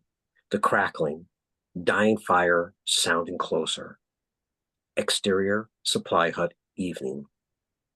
Sabira moves the ferns aside and sees Fortius restocking the shelves, his back to her. His hands shake and are smeared with blood. She moves in closer. He hears her approach and turns. Sabira. He falls into her arms, squeezing him tight. So sorry, Fortias. No, I'm sorry for the things I said. He kisses her lips, then turns and removes another item from Dunswick's bag, places it on the shelf. He quickly looks over his shoulder, then the other. Fortias, why are you bleeding, Fortias? She reaches for his hand, and he jerks it away. She moves to his side, turns his head to her face. Did you hurt yourself? He lowers his head, unable to look at her.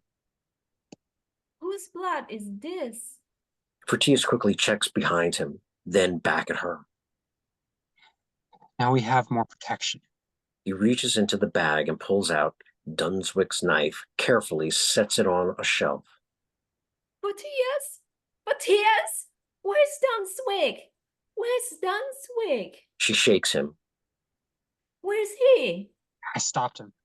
He suddenly blurts out in sobs. His legs give out and he drops to his knees. She goes down with him. He took the supplies, the food, everything. I had to stop him. Sabira, what do I do? What do I do now? Shh. Fortias, wait. She tries to lift him. He finally gets up and she walks him deeper into the jungle, further from the shed, checking over her shoulder. He leans back against the tree, sobbing uncontrollably. I'm so evil. How could God love me? Fortias, you're not evil. You are looking out for us. His sobbing starts to subside. His breathing gets calmer. Sabira looks through the trees. I'm going to get Mandemus. I will bring him to you. Stay here. Sabira, is it too late for me? She stares, unable to answer, then kisses him. He hugs her tight. Then she parts. Stay here. She disappears through the trees. I won't go anywhere. Without you. Exterior, Mandemus's hut, evening. Mandemus carries a wooden torch, walks beside Sabira, both speaking quietly as they pass the fire pit, heading into the jungle. I didn't tell Keene and Eilea. Well, I'm glad you didn't. I'll talk to him. I'll try to find out what happened, all right? Exterior supply hut, evening. Fortius reaches in and removes the fire starting stone from its peg, then quickly runs away. Fortius's tree, evening. Mandemus and Sabira reach the tree she had last seen Fortius, but he is gone. He was right here. He said he wouldn't leave. He was just right here. She starts crying. Mandemus puts his arm around her. Sabira, listen.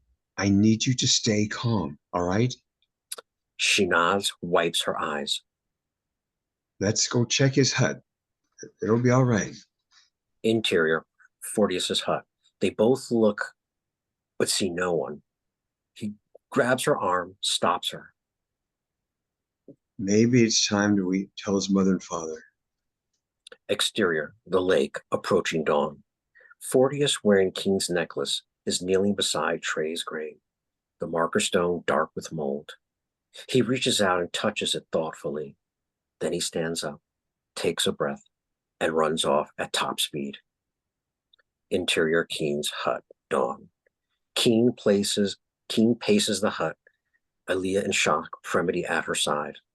You know him better than we do. Where would he go? I don't know, but I know he needs us.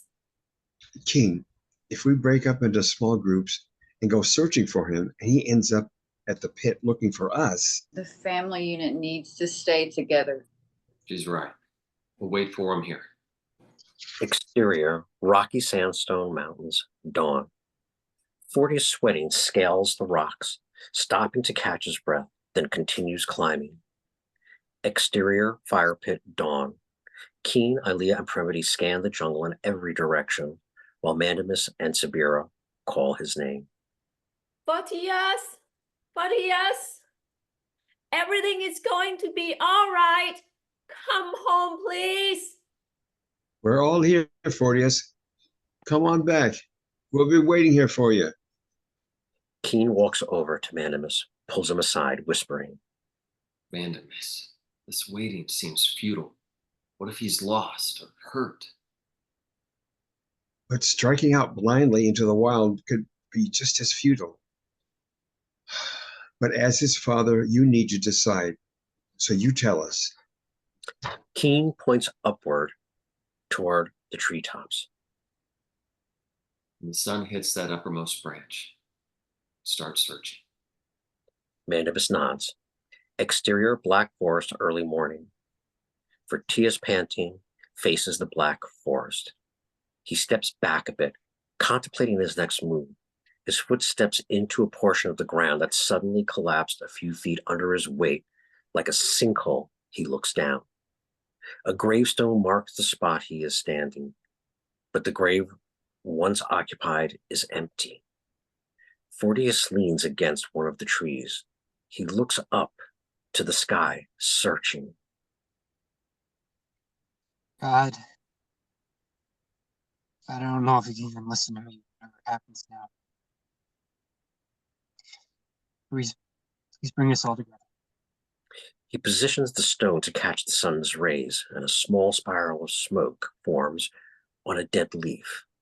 The fire spreads to other leaves, all burning quickly, then to the tree itself, spreading deeper into the forest. He backs away and he watches. Then the light wind carries embers out and over his head. He watches them as they fly across the mountainside. Exterior, fire pit, day. Mandemus sits on the log beside Premity, tossing stones into the pit. Keene, Eilea, and Sabira are still pacing, calling out. Fortias! Can you hear me? Fortias! Sabira catches Eilea's eyes. They smile to each other. Then Keene looks down at his hands, turns them palms up, watching as something drifts down into them. He looks closely at his palms, then up at the sky. What is this? Light ash falls from the sky, and the air is suddenly alive with birds. Then he sniffs the air. They hear an elephant cry. Was that an elephant? Something is burning. Look. They all look up and they see black clouds gathering. In the distance, they hear the panicked cries of various animals. The ground begins to rumble and shake. Then sounds of trees crackling and falling. Terrorized, they grab each other's hands. The kapuk tree. Hurry! As they scramble for safety of the mighty kapuk, the tree in front of the fire pit slams to the ground with the force of thunder, breaking it into splinters. Several elephants burst through the clearing, one tripping over the log, causing a pile of pachyderms, a few hippos and rhinoceros. Antelope, deer, zebra easily sail over them, all headed into the direction of the ocean. Eilea and Keene cling to a screaming Premity, Mandemus embracing Sabira, as they witness the destruction of their camp. Then another family of elephants burst through the different section of trees, pulverizing Fortias and Keene's huts. The vessel! He prepares to run across the clearing toward his hut. Mandemus, no, you'll be killed. Mandemus readies himself, watching the fleeing animals, concentrating as if they were counting. In the blink of an eye, he zips across the clearing. A cheetah lunges out from the jungle, loses its footing, and rolls in front of Mandemus. He freezes, as does the cheetah, just staring at each other. But Mandemus quickly sprints away, and the cheetah continues its escape. Interior, Mandemus' hut, day. He runs for a small wooden box which carries the vessel and hyssop, plucks it from the table, and heads for the door.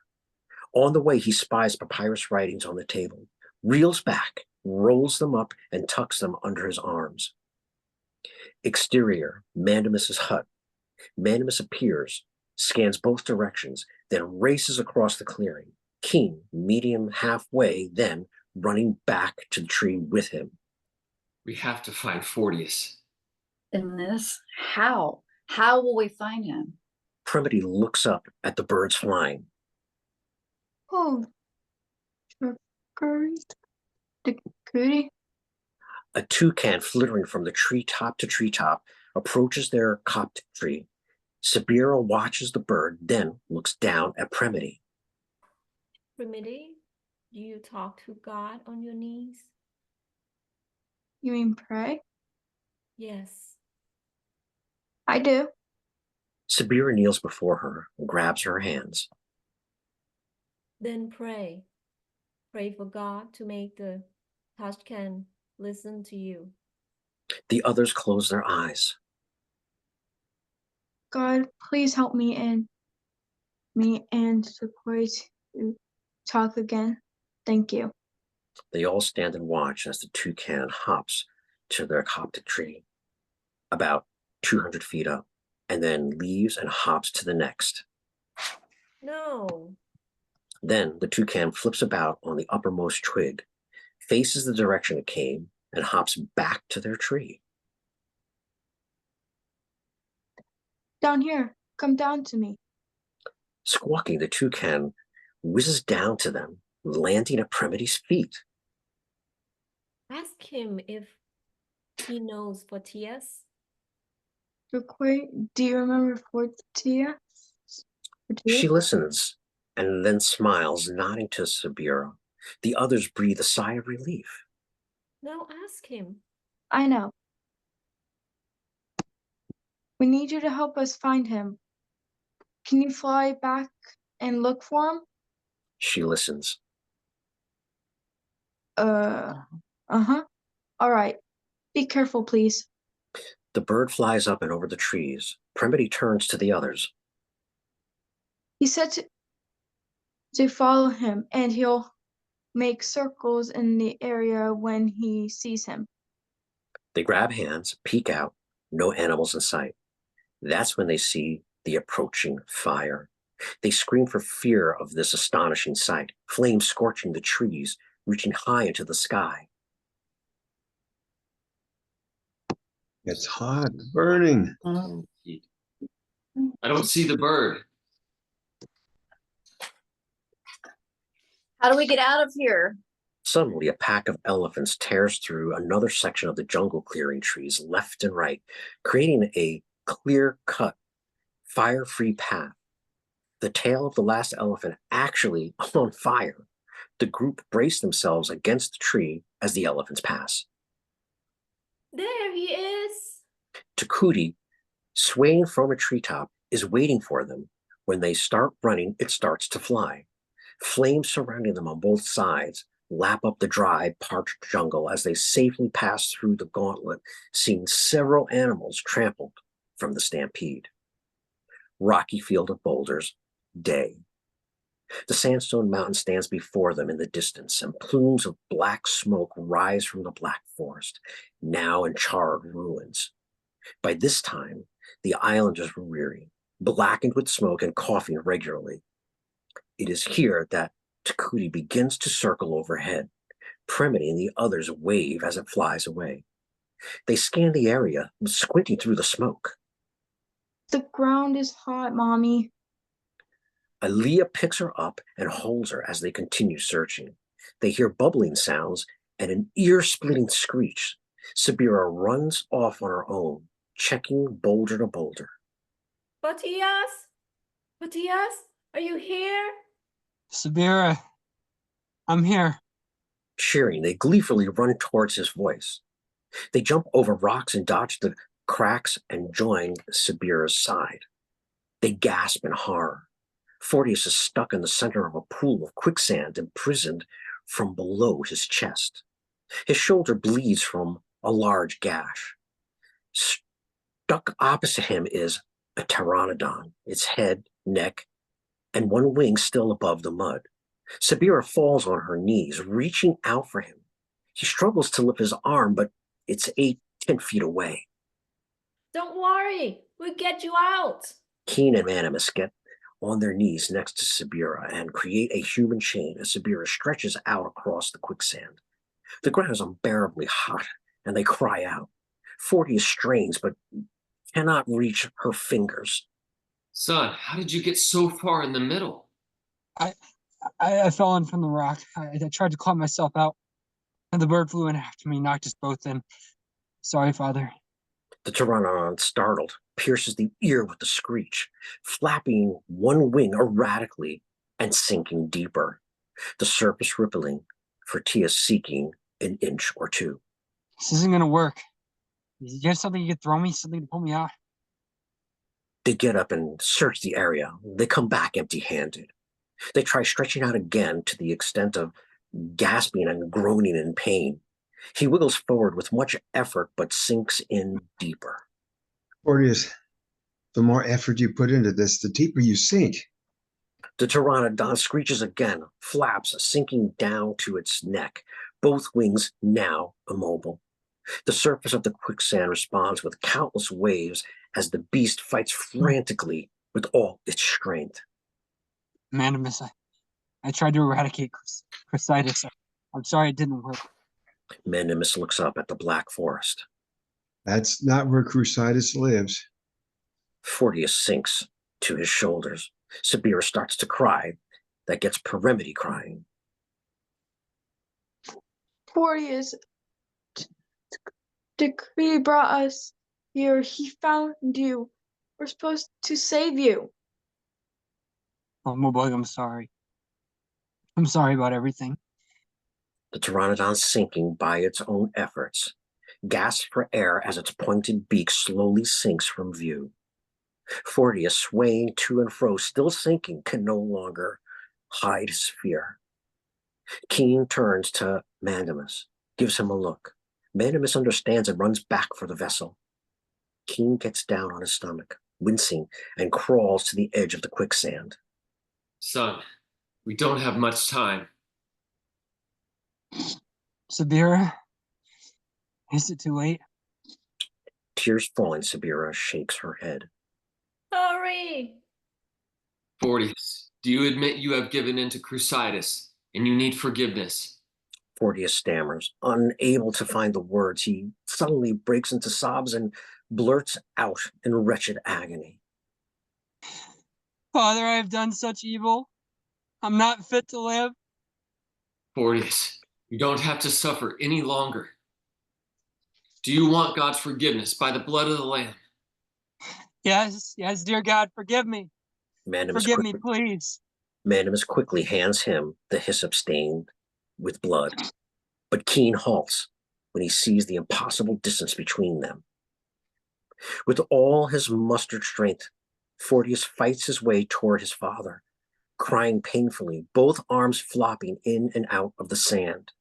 Keene stretches the branch as far as he can, and Fortias, gulping, gasping, gets within an arm's length. Keene suddenly lowers the branch. The hyssop touches his skin. Instantly, the spots vanish. He chokes out a laugh of jubilation. I'm forgiven. I'm forgiven. Fortias gazes out at his loved ones, sinking past his chin, his mouth, his nose. His eyes go under. The top of his head disappears. Then, only bubbles. Fortias. She starts to climb into the vast pit. Keene and Mandemus shouting, dragging her away from it. They help each other to their feet and stand there in disbelief, staring at the bubbling mass. One by one, they turn to leave. Mandemus remaining at Sabira's side. Then they too turn. Exterior, jungle clearing day. Keene, Eilea, and Premity trudge into camp. Wander around a bit. They collapse into the debris, crying, clinging to each other. Mandemus surveys the damage, choking back tears. Sabira is not with them. Later, Keene and Eilea go through piles of debris. Keene finds Fortias's axe, sets it aside. Premity finds some of her pretty rocks and gathers them. Then Sabira timidly steps into the scene, watching the others for several moments before she is noticed. Sabira, come over here, dear. Sabira aimlessly walks in Eilea's direction. Her eyes focused ahead in the distance, something she sees through a clearing formed by stampeding animals. She stops, squinting. What is it, darling? What are you looking at? Premity goes to Sabira's side, gazing out at what's distracting her. She gasps. Her pretty rocks fall from her hands. Premity, what is it? People. Nearly 2 miles away against the backdrop of an ocean, there are dim outlines of figures, several people walking about. Exterior, the seashore, day. Colorful smoke clouds layer the sky, forming a rainbow. Rocks and boulders dot the sand, palm trees. Roaming the beach are the Asians from the highlands and the African Americans from the grasslands. Numerous beasts of the wild move erratically side to side, dodging the human's path, growling. Giraffes, elephants, rhinos, hippos, camels, lions, bears. Then Keene and Eilea, Premity, Mandemus, and Sabira enter the scene, gazing about this extraordinary sight. The peoples of Havilah pass each other, staring, cautious, bewildered, fascinated. No one speaks. Then a disturbance grabs everyone's attention. In the distance, several Highlanders and Grasslanders, their arms outstretched, attempt to capture 3 wild horses. Premity wanders from her parents into that direction. Corbin? Premity, where are you going? She continues walking towards the disturbance, unmoved by the presence of dangerous animals. Her parents and Mandemus follow after her. Sabira stays behind. Premity, come back here. Premity nears the strangers. The horse is more wild than ever. About 10 feet away, she stops and gently opens her arms. Darbin? Darbin, come here. The horse turns in her direction, as do the aghast islanders. Tarpon suddenly runs past them and into Premity's presence. It snorts, scuffs the sand, but allows her to approach. She pets it, talking softly. The others watch in amazement. Then Sabira comes alongside it, petting it. In the distance, a few Asian women stare at Sabira, watching her. Sabira. Frightened, Sabira turns her back and quickly strides back toward Keene and Eilea. Sabira? Is that you? Sabira! As Sabira moves swiftly past them, Eilea reaches out and stops her. She looks deeply into Sabira's panicked face. Are those your sisters? She nods, unable to face her. Did you ever plan on seeing them again? Sabira shakes her head. Eilea draws closer to her. Sabira, from death and destruction, God has brought us all here on this beach. Not by accident, but for you to reunite with a family that loves you. She watches as Sabira softly drifts toward them, as the three women with husbands and some small children run toward her. Embraces are followed by tears and soon smiles as introductions are made and barriers broken. Later, noon, Keene and Eilea, sitting in the sand, watch the sights around them. Premity on Tarpin's back, holding the reins, is followed by a young African-American boy on a camel, gripping its reins. Premity circles her horse as the boy, struggling, tries to retrace their circles. Mandemus stands beside two men with long graying beards holding staffs, each a member of the other two tribes. Mandemus, very animated, describes how he broke his own staff by striking a log. Sabira sits on a rock, smiling, surrounded by men, women, and children, all eager to have her attention. Sabira smiling, then closes her eyes. Exterior, remnants of the fire pit, day. Sabira's eyes close, is seated on the one remaining log, flanked by Keene, Eilea, and Premity, while Mandemus administers the hyssop branch, dabbing her neck and arms. She soaks in the moment, rocking back and forth, smiling big, almost unrecognizable, then softly starts laughing. Later, the group seated around the fire pit sing. It is good. It is good. good. He knows He knows our every way. It is good. It It is is good. God God blesses us blesses us each each day. day. They all look at each other, a bittersweet moment. Fire pit later. Mandemus and Keene talk quietly amongst themselves as the women pass a coconut shell between them, drinking sparingly. Did you notice the other tribes that we met? Yes, I knew they existed, but it never occurred to me to seek them out. No, that's not what I meant. What did you notice about them? Every one of the other tribes. Well, Sabira steps up to them, holding out the coconut cup. Water is everything we could find, so we must share. Keene takes a sip. I noticed they all had black marks. The men are startled at her observation. My marks were darker than theirs. Well, why? They do not know. Crusaders can be removed. I did, and still did nothing. Then they need to know. We must share. Exterior jungle clearing, day.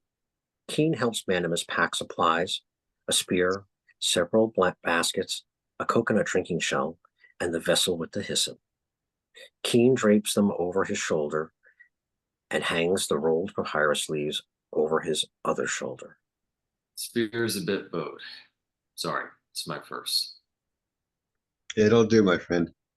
And I'll let some atonement with Eilea. Enough left for you? There will always be enough.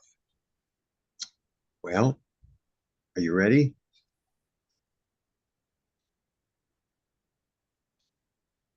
Are you ready, Sabira?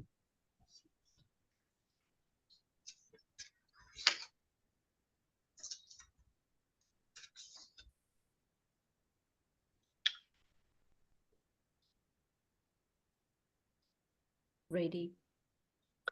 She comes alongside Mandemus, also carrying supplies. Others simply stand looking at them in awe. Look at you. Who would have thought, even hours ago? Eilea throws her arms around Sabira, starting to cry. You are truly God's greatest miracle.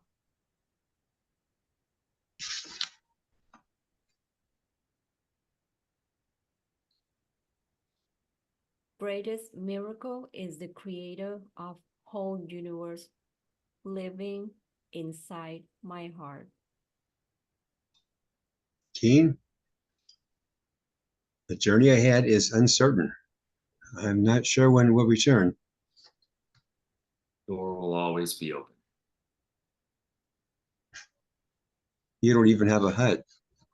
Hugs and kisses, tears. Then Sabira bends down to Premity. No, you might actually like to being the only child, unless mommy brings you another brother. They laugh together, wave goodbye. Mandemus and Sabira take the path that leads to the center of the island. And I, having seen man at his best and at his worst, do write this in fervent prayer, that you might be washed clean by the blood of the Lamb, who died so that we could live.